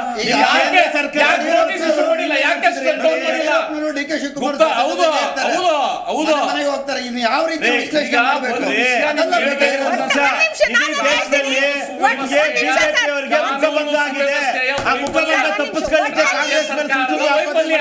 ಹೇಳ್ತಾ ಇರೋದು ಏನು ಅಂತಂದ್ರೆ, ಇಲ್ಲಿ ರಾಜಕಾರಣಿಗಳು ನಾವು ನಮ್ಮ ಒಂದು ಬೇಳೆ ಬೇಯಿಸ್ಕೊಳ್ಳೋದಕ್ಕೆ ಏನ್ ಬೇಕಾದ್ರೂ ಮಾಡ್ತೀವಿ, ಯಾರ ಜೊತೆಗೆ ಬೇಕಾದ್ರೂ ಇರ್ತೀವಿ, ಎಲ್ಲಾರು ಫ್ರೆಂಡ್ಶಿಪ್ ಮಾಡಿಸ್ಕೊಳ್ತೀವಿ, ಎಲ್ಲಾರು ವಿರೋಧ ವ್ಯಕ್ತಪಡಿಸ್ಕೊಳ್ತೀವಿ. ಆದ್ರೆ ಇದನ್ನ ನಂಬಿಕೊಂಡು ನೀವು ನಮ್ಗೆ ಓಟ್ ಹಾಕಿ ಗೆಲ್ಲಿಸ್ತಿರಲ್ಲ, ನೀವು ಮೂರ್ಖರು ಅನ್ನೋ ತರ ಇದೆ ಈ ಸೂತ್ರ. ಇವ್ರು ಹೇಳ್ತಾ ಇರೋ ಸೂತ್ರ ಗೊತ್ತಿಲ್ಲ ಯಾವ ಲೆವೆಲ್ಗೆ ಹೋಗ್ತಾ ಇದೆ ರಾಜಕಾರಣ ಅಂತ. ದಿಕ್ಕು ತಪ್ಪಿ ಹೋಗಿದೆ ಪ್ರಚಾರ. ಇವತ್ತಿನ ಪ್ರಚಾರ, ಸಾರ್ವತ್ರಿಕ ಚುನಾವಣೆಯ ಪ್ರಚಾರ ವಸ್ತು ಆಗಿರೋದು ಕೇವಲ ಚಂಬು, ಚಿಪ್ಪು, ಪೆನ್ ಡ್ರೈವ್. ಆದ್ರೆ ಅಭಿವೃದ್ಧಿ ಬಗ್ಗೆ ಮಾತನಾಡೋರು ಯಾರು ಜನರಿಗೆ ಈ ವಿಚಾರಗಳನ್ನ ತಲುಪಿಸೋರು? ಎಸ್ ಶಶಿಧರ್ ಅವರು ಮಾತಾಡ್ತಾರೆ. ನೋಡಿ, ದಿಕ್ಕು ತಪ್ಪಿದ ಪ್ರಚಾರ ಖಂಡಿತವಾಗಿ ಇದೆ. ಈಗಿನ ಚರ್ಚೆನೂ ಸಹ ದಿಕ್ಕು ತಪ್ಪಿಸ್ತಾ ಇದ್ದಾರೆ ನಮ್ಮ ಎರಡೂ ಪಕ್ಷಗಳು. ಅದರಿಂದ ನಾವು ಮಾತಾಡ್ಬೇಕಾದ್ರೆ ಅದು ಬೇಡ. ಯುವಕರು 87% ಯುವಕರು ಇವತ್ತು ನಿರುದ್ಯೋಗದಲ್ಲಿದ್ದಾರೆ. ಅದು ಚರ್ಚೆ ಆಗ್ಬೇಕಾಗ್ತದ ವಿಷಯ. ಇಂಥವ್ರಿಗೆ ನಾವು ಮತ ಹಾಕ್ಬೇಕಾ? MSMEನಲ್ಲಿ 40% ಉದ್ಯೋಗ ಇದು ಫ್ಯಾಕ್ಟ್ರಿಗಳೆಲ್ಲ ಮುಚ್ಚೋಗಿದೆ. ಇಂಥವ್ರಿಗೆ ನಾವು ಕೊಡಬೇಕಾ? ಇಂತಹ ಸರ್ಕಾರ ನಡೆಸಿರ್ತಕ್ಕಂಥವ್ರಿಗೆ ನಾವು ಮತ್ತೆ ಓಟ್ ಹಾಕ್ಬೇಕಾ ಅಂತ ಜನರು ಮನವರಿಕೆ ಮಾಡಿಕೊಡ್ಬೇಕಾಗಿದೆ. IT-ನಲ್ಲಿ ಮೊನ್ನೆ 2 ತಿಂಗಳಿಂದ 64,000 ಸಾಫ್ಟ್ವೇರ್ ಇಂಜಿನಿಯರ್ಸ್ನ ತೆಗೆದಿದ್ದಾರೆ IT ಸೆಕ್ಟರ್ನಲ್ಲಿ. ಇದನ್ನು ಏನಾಗ್ತಾ ಇದೆ? ದೇಶದ GDP ಎಲ್ಲಿಗೆ ಹೋಗ್ತಾ ಇದೆ? ಇಂಥವ್ರಿಗೆ ನಾವು ಮಾನ್ಯತೆ ಕೊಡಬೇಕಾ? Total wealth of the country, ನಮ್ಮ ಸಂಪನ್ಮೂಲದ ಒಟ್ಟಾರೆ 13% ಜನರ ಕೈಯಲ್ಲಿದೆ. ಇನ್ನು 87% ಜನ ಕೇವಲ ಮಧ್ಯಮ ಕೆಳಮಧ್ಯಮ ವರ್ಗದಲ್ಲಿದ್ದಾರೆ. ಇಂಥವ್ರಿಗೆ ನಾವು ಪದೇ ವೋಟ್ ಹಾಕಬೇಕಾ? 80 ಕೋಟಿ ಜನಕ್ಕೆ ಇನ್ನೂ ನಾವು 5 kg ಅಕ್ಕಿ ಕೊಡ್ತೀವಿ ಅಂತ ಹೇಳ್ತಾರಲ್ಲ. ನೀವು ಉದ್ಯೋಗ ಕೊಡಿ ಸ್ವಾಮಿ. 18 ಲಕ್ಷ ಉದ್ಯೋಗ ಇಟ್ಕೊಂಡಿದ್ದಾರೆ ಕೇಂದ್ರ ಸರ್ಕಾರದಲ್ಲಿ, ಒಂದೇ ಒಂದು ಉದ್ಯೋಗ ಕೊಡಲಿಲ್ಲ. ಇಂಥವ್ರಿಗೆ ನಾವು ವೋಟ್ ಹಾಕಬೇಕಾ? ಇನ್ಫ್ಲೇಷನ್ನು ದಿನ ಹೆಚ್ಚಾಗ್ತಾನೇ ಇದೆ. ಬೆಂಗಳೂರಿನಲ್ಲಾಗಲಿ ಎಲ್ಲ ಕಡೆ ಆಗಲಿ ಸೈಟ್ ರೇಟು ಬಡವ 20,000 ಒಂದು ಸಂಬಳ ತಗೊಳ್ತಂಥ ವ್ಯಕ್ತಿ ಯಾವುದೇ ಕಾರಣಕ್ಕೂ ಒಂದು ಸೈಟ್ ತೊಗೊಳಕ್ಕಾಗಲ್ಲ, ಮನೆ ಕಟ್ಟೋದಕ್ಕಾಗಲ್ಲ. ಆ ಕನಸಾಗೆ ಉಳಿತಾ ಇದೆ. ಶಿಕ್ಷಣ, ಉಚಿತ ಶಿಕ್ಷಣ ಕೊಡೋಕ್ಕಾಗಲೇ ಇಲ್ವಲ್ಲ ನಿಮ್ಮ ಕೈಯಿಂದ. 10 ವರ್ಷದಿಂದ ಉಚಿತ ಶಿಕ್ಷಣಕ್ಕೆ ಮತ್ತು ಅಂತಾರಾಷ್ಟ್ರೀಯ ಮಟ್ಟದ ಶಿಕ್ಷಣಕ್ಕೆ ನೀವು ಕೊಡೋದಕ್ಕಾಗಲಿಲ್ಲ. ಉಚಿತ ಆರೋಗ್ಯ ಪೂರ್ಣ ಪ್ರಮಾಣದಲ್ಲಿ ಕೊಡೋಕ್ಕಾಗಲಿಲ್ಲ. ಆಯುಷ್ಮಾನ್ ಭಾರತ ಹೇಳ್ತೀರಾ, ಆಯುಷ್ಮಾನ್ ಭಾರತದಲ್ಲಿ ಎಲ್ಲ ಆಸ್ಪತ್ರೆಗಳಲ್ಲಿ ಏನೇನು ತೊಂದರೆಗಳಾಗ್ತಾ ಇದೆ ಎಲ್ಲರೂ ಹೇಳ್ತಾ ಇದ್ದಾರೆ, ಡಾಕ್ಟರ್ಗಳು ಹೇಳ್ತಾ ಇದ್ದಾರೆ. ಸರ್ ಎಕ್ಸೈಟ್ ಆಗ್ಬಿಡಿ, ನೀವೇನು ಹೇಳ್ತಾ ಇದ್ರಲ್ಲ ದಿಸ್ ಇಸ್ ಆಲ್ ರೈಟ್. ಅಂದ್ರೆ ಇಂತಹ ವಿಚಾರ ರೈಟ್ ಅಂದ್ರೆ ನೀವು ಹೇಳಿದ್ದೆಲ್ಲ ಸರಿ ಅಂತ ಅಲ್ಲ, ಈ ತರದ ವಿಚಾರ ಸರಿ ಇದೆ ಮೇಡಮ್. 87% ದಟ್ ಇಸ್ ಡಿಫರೆಂಟ್ ಆಯ್ತಾ. ನಿಮ್ಮ ಪಾರ್ಟಿಗಳು ನೀವು ಅಪೋಸಿಷನ್ ಮಾತಾಡ್ತೀರಾ, ಅವರು ಸ್ಟ್ಯಾಟಿಸ್ಟಿಕ್ಸ್ ಆಫ್ ದಿ ಕಂಟ್ರಿ ನಾನು ಹೇಳ್ತಾ ಇರೋದು. ನೇರವಾದ ಪ್ರಶ್ನೆ ರಾಮಾಚಾರಿ ಅವರೇ, ಈಗ ಒಂದು ಪಕ್ಷ, ಒಬ್ಬ ವ್ಯಕ್ತಿ ವೈಯಕ್ತಿಕ ಅಂತೀರಿ, ಅದೇ ವೈಯಕ್ತಿಕವಾಗಿ ಆತ ಅಂದರೆ ಎಲ್ಲವನ್ನೂ ಕೂಡ ತ್ಯಾಗ ಮಾಡಿ ಪಕ್ಷಕ್ಕೋಸ್ಕರ ದುಡಿದಾಗ ಆತನ ವೈಯಕ್ತಿಕ ಜೀವನವನ್ನು ನೀವು ದೊಡ್ಡ ತ್ಯಾಗ ಅನ್ನೋ ರೀತಿಯಾಗಿ ಬಿಂಬಿಸುವಂತಹ BJP ಅಥವಾ ಯಾವುದೇ ಪಕ್ಷ ಆಗಿರ್ಬೋದು, ನೀವು ಯಾರೂ ಹೊರತಾಗಿಲ್ಲ. ಅದೇ ವ್ಯಕ್ತಿ ಅದೇ ಪಕ್ಷದಲ್ಲಿ ಮತ್ತೊಬ್ಬ ವ್ಯಕ್ತಿ ಕಂಪ್ಲೀಟ್ ಆಗಿ ಚಾರಿತ್ರ್ಯ ಹರಣ, ಈ ರೀತಿಯಾಗಿ ಅನೇಕ ಹೆಣ್ಮಕ್ಳಿಗೆ ಮೋಸ ಮಾಡಿದ್ದಾರೆ ಅನ್ನೋ ಅತಿ ದೊಡ್ಡ ಆರೋಪ ಹೊತ್ತಾಗ ಯಾಕೆ ಅದು ಅವನ ವೈಯಕ್ತಿಕ ವಿಚಾರ ಅಂತ ಸಾರಾಸಗಟಾಗಿ ತಳ್ಳಿ ಹಾಕ್ಬಿಡ್ತೀರಿ? ಪಕ್ಷದ ಜವಾಬ್ದಾರಿ ಏನೂ ಇರೋದಿಲ್ವಾ ಇದರಲ್ಲಿ? ಏನು ಹೇಳ್ತೀರಿ? ನಂಬರ್ 1, ನಮ್ಮ ಭಾರತೀಯ ಜನತಾ ಪಾರ್ಟಿಲಿ ಇವತ್ತು NDA ಒಕ್ಕೂಟದ ಒಂದು ಭಾಗ ಆಗಿ JDS ಈಗ ಇತ್ತೀಚೆಗೆ 3 ತಿಂಗಳಲ್ಲಿ ಸೇರ್ಕೊಂಡ್ರೆ ಗೊತ್ತಿದೆ ಆಯ್ತಾ. ಅದ್ರ ನೇತೃತ್ವ ವಹಿಸಿರುವಂತವ್ರು ಯಾರು? ಮಾಜಿ ಪ್ರಧಾನಿಗಳು. ಅವ್ರ ಬಗ್ಗೆ ಒಂದಷ್ಟು ಗೌರವ ಎಲ್ಲ. ಒಂದ್ ನಿಮಿಷ. ಇನ್ನು ಆ ಪಕ್ಷದ ಒಳಗಡೆ ಯಾರ್ಯಾರು ಏನಾರು ಕಾನೂನು ವಿರುದ್ಧ ಮಾಡಿದ್ರೆ ಏನಾಗ್ಬೇಕು? ಅದಕ್ಕೆ ಕೋರ್ಟ್ ಇದೆ, ಮತ್ತು ರಾಜ್ಯ ಸರ್ಕಾರದ ಕೈಯಲ್ಲಿ ಆಡಳಿತ ಇದೆ, ಪೊಲೀಸ್ ಇಲಾಖೆ ಇದೆ, ತನಿಖೆ ಮಾಡಿಸ್ತಾವ್ರೆ. ಅದು ಏನಿದೆ ಕಾನೂನು ಕ್ರಮ ತಗೊಂಡೋಗ್ಲಿ, ಅದನ್ನು ಯಾರೂ ಪ್ರಶ್ನೆ ಮಾಡೋಕ್ಕಾಗಲ್ಲ. ಅಂತಿಮವಾಗಿ ಯಾರು ಏನೇ ಮಾತಾಡಿದ್ರು ಕೂಡ ಅಂತಿಮವಾಗಿ ನ್ಯಾಯಾಲಯ ಅದರದ ಬಗ್ಗೆ ವಿಶ್ಲೇಷಣೆ ಮಾಡ್ತದೆ, ತೀರ್ಪನ್ನು ಕೊಡ್ತದೆ, ಅದ್ರ ಬಗ್ಗೆ ಇದು ಮಾಡಬೇಕಾಗ್ತದೆ. ಇವತ್ತು ನಾವು ಭಾರತೀಯ ಜನತಾ ಪಾರ್ಟಿ ಈ 10 ವರ್ಷದಲ್ಲಿ ಈ ದೇಶವನ್ನು ಎಷ್ಟು ಉನ್ನತ ಮಟ್ಟಕ್ಕೆ ತಗೊಂಡೋಗಿದ್ದೀವಿ. 2014 ಇದ್ದಂಥ ಆರ್ಥಿಕ ಪರಿಸ್ಥಿತಿಗೂ ಈಗೂ, ಅದಾದ ಕೋವಿಡ್ ನಂತರ ಬಂದಂಥ ಬೇರೆ ಬೇರೆ ವಿದೇಶದಲ್ಲಿ ಅಂತಾರಾಷ್ಟ್ರೀಯ ಮಟ್ಟದಲ್ಲಿ ನಡೆದಂಥ ಆರ್ಥಿಕ ಅಸ್ವಸ್ಥವನ್ನು ಎಷ್ಟು ಕರೆಕ್ಟಾಗಿ ಹ್ಯಾಂಡಲ್ ಮಾಡಿದ್ರು. ಇವತ್ತು ವಿಶ್ವದ ಬೇರೆ ಬೇರೆ ರಾಷ್ಟ್ರಗಳ ಅತಿ ಬುದ್ಧಿವಂತರು ಅನ್ಸ್ಕೊಳ್ಳೋರು ಮೋದಿಯಂಥ ನಾಯಕರು ನಮ್ಮ ದೇಶದಲ್ಲೂ ಬೇಕು ಅಂತ ಬಹಿರಂಗವಾಗಿ ಸಾರ್ವಜನಿಕವಾಗಿ ಜನಸಾಮಾನ್ಯರು ಮಾತಾಡ್ತಾವ್ರೆ. ಅಮೆರಿಕಾದಲ್ಲಿ ಮಾತಾಡ್ತಾರೆ, ಪಾಕಿಸ್ತಾನದಲ್ಲಿ ಮಾತಾಡ್ತಾರೆ, ದುಬೈಯಲ್ಲಿ ಮಾತಾಡ್ತಾರೆ, ರಷ್ಯಾದಲ್ಲಿ ಮಾತಾಡ್ತಾರೆ. ಅದರ ಅರ್ಥ ಏನು ಅಂದ್ರೆ ಒಬ್ಬ ವ್ಯಕ್ತಿಯ ನಾಯಕತ್ವದ ಬಗ್ಗೆ ಮಾತಾಡ್ತಾರೆ, ಆತ ತನ್ನ ದೇಶಕ್ಕೆ ಕೊಟ್ಟಂತ ಪ್ರಾಮಾಣಿಕ ಕೊಡುಗೆಗಳ ಬಗ್ಗೆ ಮಾತಾಡ್ತಾರೆ. ಇಲ್ಲಿ ಏನೋ ನೀವು ಪರ ವಿರೋಧ ಅಂತ ಹೇಳ್ಬೋದು, ವಿದೇಶಗಳಿಂದ ಬಂದಿದೆಯಲ್ಲ ಐತಿಹಾಸಿಕ. ಬಹುಶಃ ಅಣ್ಣಾಮಲೈ ಅವರು ಹೇಳಿದ್ರು 500 ವರ್ಷ ಆದ್ರೂ ಕೂಡ ಮುಂದೆ ಮೋದಿ ಅಂತ ನಾಯಕರು ಈ ದೇಶಕ್ಕೆ ಬರಲ್ಲ. ಇವತ್ತು ಒಂದೊಂದು ನಿಮಿಷ ನೋಡಿ, ಜೂನ್ 4ರ ನಂತರ 3ನೇ ಬಾರಿ ಮೋದಿ ಅವರು ಅಧಿಕಾರಕ್ಕೆ ಬರ್ತಾರೆ. ನಾವು ಅಭಿವೃದ್ಧಿಯನ್ನು ಇಟ್ಕೊಂಡೇ ನಾವು ಪ್ರಚಾರ ಮಾಡ್ತಿರೋದು. ಲಲಿತಾಂಬ ಅವರೇ, ಅಂದ್ರೆ ಒಬ್ಬ ವ್ಯಕ್ತಿ ಒಳ್ಳೆ ಕೆಲಸಗಳನ್ನ ಮಾಡಿದಾಗ ಆತನ ಒಂದು ವೈಯಕ್ತಿಕ ವಿಚಾರಗಳನ್ನ ಅಷ್ಟೇ ದೊಡ್ಡ ಮಟ್ಟದಲ್ಲಿ ಪ್ರಚುರಪಡಿಸುವಂತಹ ರಾಜಕೀಯ ಪಕ್ಷಗಳು ಆತ ಕೆಟ್ಟ ಕೆಲಸ ಮಾಡಿದಾಗ ಉಗಿದು ಉಪ್ಪಿನಕಾಯಿ ಹಾಕಿ ಆತನನ್ನ ಸೈಡಿಗಿಡುವಂತಹ ಕೆಲಸ ಮಾಡೋದಿಲ್ಲ. ಮತ್ತೊಂದಷ್ಟು ವರ್ಷಗಳ ನಂತರ ಶಿಕ್ಷೆ ಅನುಭವಿಸಿದ ಮೇಲೂ ಕೂಡ ಅಂಥ ವ್ಯಕ್ತಿಗಳಿಗೆ ಟಿಕೆಟ್ ಸಿಗುತ್ತೆ. ಅವರು ವಿಪರ್ಯಾಸ ಅನ್ನುವಂಥ ನಿಟ್ಟಿನಲ್ಲಿ ಪಕ್ಷ ನೋಡಿನೋ ವೈಯಕ್ತಿಕವಾಗೂ ಒಂದಷ್ಟು ಜನ ಅವ್ರನ್ನ ಓಟ್ ಹಾಕೋದ್ರಿಂದ ಆತ ಗೆದ್ದು ಕೂಡ ಬಂದು ಮತ್ತದೇ ವಿಧಾನಸೌಧದಲ್ಲೋ ಮತ್ತದೇ ಸಂಸತ್ನಲ್ಲೋ ಬಂದು ಕೂತ್ಕೊಳ್ತಾರೆ. ಇದು ನಮ್ಮ ವಿಪರ್ಯಾಸ. ಒಂದು ಪ್ರಜಾಪ್ರಭುತ್ವ ಇದು ಅನ್ನೋದನ್ನ ಒಪ್ಕೊಳ್ಳೋಣ, ಆದರೆ ಅದರ ಜೊತೆಗೆ ಒಂದಷ್ಟು ನೈತಿಕತೆಯನ್ನು ಈಗಿನ ಪಕ್ಷಗಳು ಫಾಲೋ ಮಾಡ್ತಾ ಇಲ್ಲ ಅಂತ ಏನು ಹೇಳ್ತೀರಿ ಮೇಡಮ್? ಖಂಡಿತ ಹೌದು. ನನಗೆ ನೆನಪು ಬರೋದು, ಈಗ ಪ್ರೈವೇಟ್ ಕಂಪನಿಗಳಲ್ಲಿ ನಾವು ಎಂಪ್ಲಾಯಿ ಆಗಿದ್ರೆ ಪ್ರೋಗ್ರೆಷನ್ ಬೇಕು, ಮೆಟ್ಲ ಮೇಲೆ ಹೋಗ್ಬೇಕಂದ್ರೆ ನಾವು ಏನೇನು ಮಾಡಿದೀವಿ, ನಮ್ಮ ಅಚೀವ್ಮೆಂಟ್ಸ್ ಏನು, ಕೊಡುಗೆ ಏನು ಕಂಪನಿಗೆ ಇರ್ಬೋದು ಅಥವಾ ಏನೇನು ಮಾಡಿದೀವಿ ಅಂತ ನಾವು ಒಂದು ತೋರ್ಸಿದ ಮೇಲೆ ಇಂಟರ್ವ್ಯೂಸ್ ಎಲ್ಲ ಆಗಿರುತ್ತೆ. ನನಗನ್ಸುತ್ತೆ ರಾಜಕೀಯ ಪಕ್ಷಗಳು ಹಾಗೆ ಇರಬೇಕು.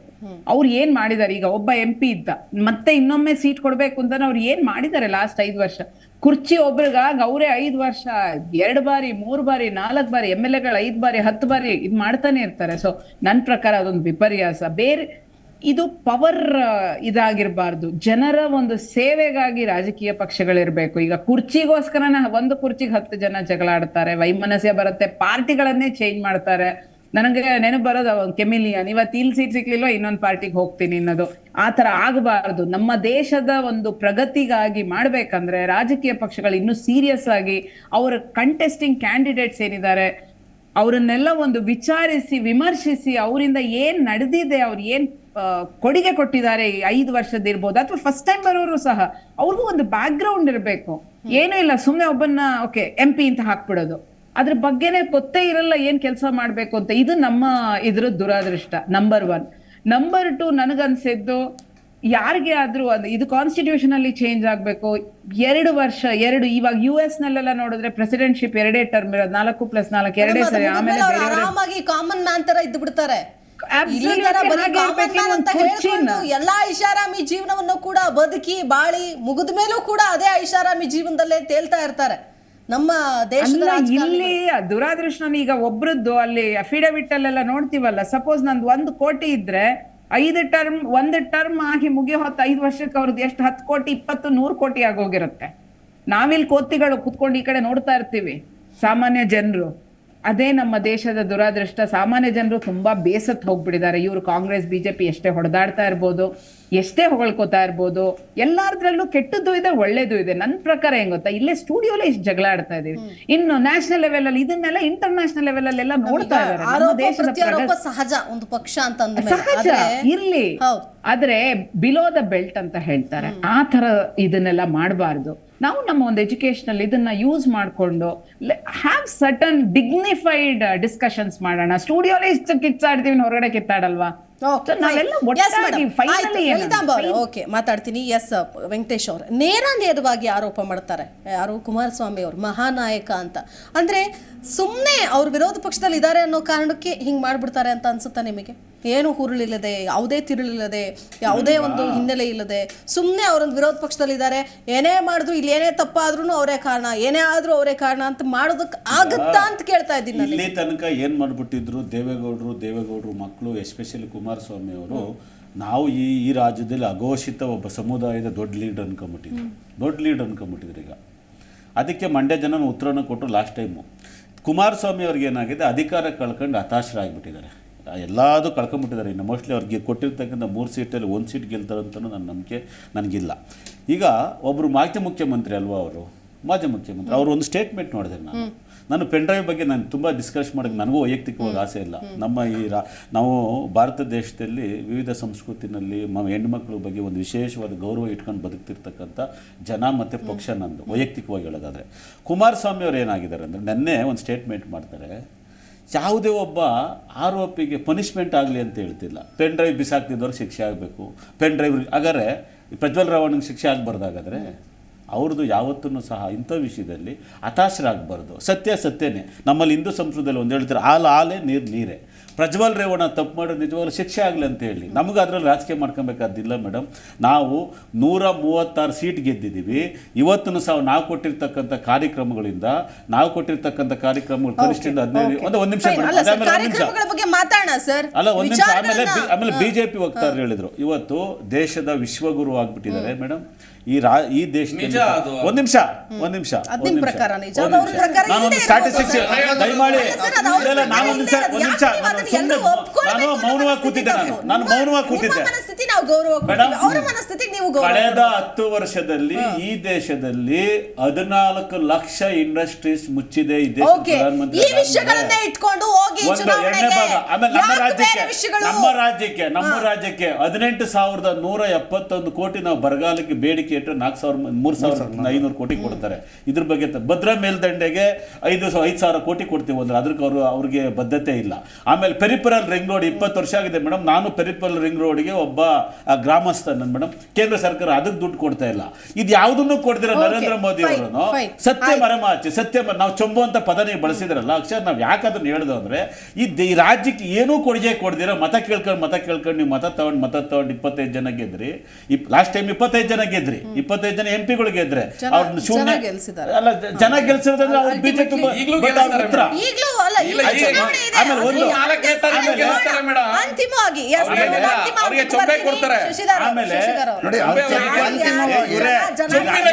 ಜನಕ್ಕೆ ದೊಡ್ಡ ಚೆಂಬು ಕೊಟ್ಟರೆ ಬಿಜೆಪಿ ಸರ್ಕಾರ.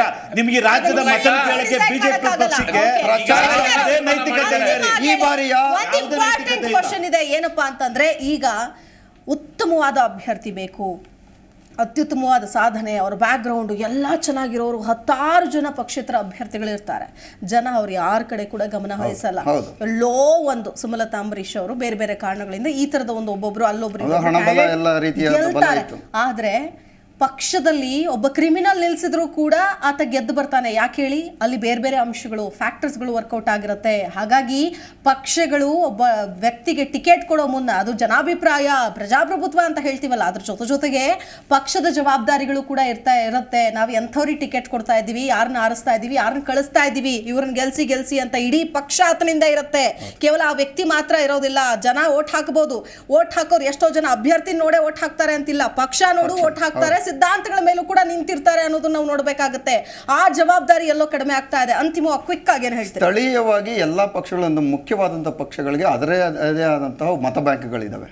ಯಾವುದೇ ಎಲ್ಲ ಪಕ್ಷಗಳಲ್ಲ ಇವತ್ತಿನ ಪರಿಸ್ಥಿತಿಯಲ್ಲಿ. ಈವನ್ ನಮ್ಮ ಆಮ್ ಆದ್ಮಿ ಪಕ್ಷಕ್ಕೆ ಕರ್ನಾಟಕದಲ್ಲಿ ಕಡಿಮೆ ಮತದಾರ ಇರ್ಬೋದು. ಆದರೆ ಈ 3 ಪಕ್ಷಗಳಿಗೆ ಅದರದೇ ಆದಂತಹ ಮತದಾರರು ಇರ್ತಾರೆ. ಆದರೆ ಪ್ರಚಾರದ ಭರದಲ್ಲಿ ಇವರ ಯಾವುದೋ ವಿಷಯಗಳನ್ನು ಎತ್ಕೊಂಡು ಹೋಗಬಾರ್ದು. ನಾವು 60-70% ಇರತಕ್ಕಂಥ ರೈತ ಸಮುದಾಯ ಇರತಕ್ಕಂಥ ನಮ್ಮ ದೇಶದಲ್ಲಿ ರೈತ ಸಮುದಾಯಕ್ಕೆ ಕೊಟ್ಟಿರುವಂತಹ ಕೊಡುಗೆ ಏನು, ಇವು 10 ವರ್ಷಗಳಲ್ಲಿ ಮೋದಿಯವರ ಕೊಡುಗೆ ಏನು, ಅದನ್ನು ನಿರ್ಧಾರ ಆಗಬೇಕು. ಮತ್ತು ದೇಶ ರಕ್ಷಣೆ ದೇಶ ರಕ್ಷಣೆಯಲ್ಲಿ ಮ್ಯಾನ್ಮಾರಲ್ಲಿ 2400 ಕಿಲೋಮೀಟರ್ ಫೆನ್ಸಿಂಗ್ ಹಾಕಿಲ್ಲ. 46,600 ಸ್ಕ್ವೇರ್ ಕಿಲೋಮೀಟರ್ನ ಚೈನಾ ಆಕ್ಯುಪೈ ಮಾಡಿದೆ. ಅದ್ರ ಬಗ್ಗೆ ಮಾತಾಡ್ತಾ ಇಲ್ಲ. 12 ಲಕ್ಷ ಕೋಟಿ ರೈಟ್ ಅಪ್ ಮಾಡಿದ್ದಾರೆ. 12 ಲಕ್ಷ ಕೋಟಿ. ಅಂತಿಮ 1 ನಿಮಿಷ ಸರ್ ಪ್ಲೀಸ್, ಅಂತಿಮವಾಗಿ 10 ಸೆಕೆಂಡ್ ಅಲ್ಲಿ ಹೇಳಿ ಸರ್ ಪ್ಲೀಸ್. ಇವತ್ತು ಈ 10 ವರ್ಷದಲ್ಲಿ ಭಾರತೀಯ ಜನತಾ ಪಾರ್ಟಿ ಮೋದಿ ನೇತೃತ್ವದಲ್ಲಿ ಈ ದೇಶವನ್ನ ಬಿಟ್ಟು ದಯವಿಟ್ಟು ಪ್ರಚಾರಕ್ಕೆ ಹೋಗಿ ಸರ್. ಅಲ್ಲ, ಈಗ ನಾವು ಅದನ್ನೇ ಮಾಡ್ತಾ ಇದೀವಿ ಮೇಡಮ್. ಒಂದು ವಿಷಯ ಹೇಳ್ತಾ ಇದೀವಿ ಕೇಳಿ. ಇಲ್ಲಿ ಮಾಧ್ಯಮಗಳಲ್ಲಿ ಅಥವಾ ಇದಾಗ್ತಾ ಇರ್ಬೋದು, ನಮ್ಮ ಕಾರ್ಯಕರ್ತರು ಈ ಬೂತ್ ಮಟ್ಟದಲ್ಲಿ ಜನರ ಮುಂದೆ ಮೋದಿ ಅವರು ಮಾಡಿರುವಂತ ಕಾರ್ಯಕ್ರಮಗಳ ಪಟ್ಟಿಯನ್ನ ತಗೊಂಡು, ನಾನು ಹೇಳ್ತಿಲ್ಲ, ಒಂದು ಬುಕ್ಲೆಟ್ ಮಾಡಿ ಜನಕ್ಕೂ ಗೊತ್ತಿದೆ, ಜನ ತೀರ್ಮಾನ ಮಾಡಿದ್ದಾರೆ. ಅಲ್ಲ, ನನಗೂ ಇವಾಗ ನಾವು ಒಬ್ಬ ಪಕ್ಷದ ಕಾರ್ಯಕರ್ತನಾಗಿ 10 ಜನ ಸಾರ್ವಜನಿಕರ ಮಾತಾಡಿದಾಗ ಮೋದಿನೇ ಮುಂದಿನ ಪ್ರಧಾನಿ ಅಂತ ತೀರ್ಮಾನ ಮಾಡಿದ್ದಾರೆ ಮೇಡಮ್. ಜೂನ್ 4ನೇ ತಾರೀಕು ಏನ್ ಹೇಳ್ತೀರಿ ಮೇಡಮ್ ಅಂತಿಮವಾಗಿ? ಲಲಿತಾಂಬ ಅವ್ರು ಕೇಳಿಸ್ತಾ ಇದೆಯಾ ಮೇಡಮ್? ಕ್ವಿಕ್ ಆಗಿ ಏನ್ ಹೇಳ್ತೀರಿ ಮೇಡಮ್ ಅಂತಿಮವಾಗಿ?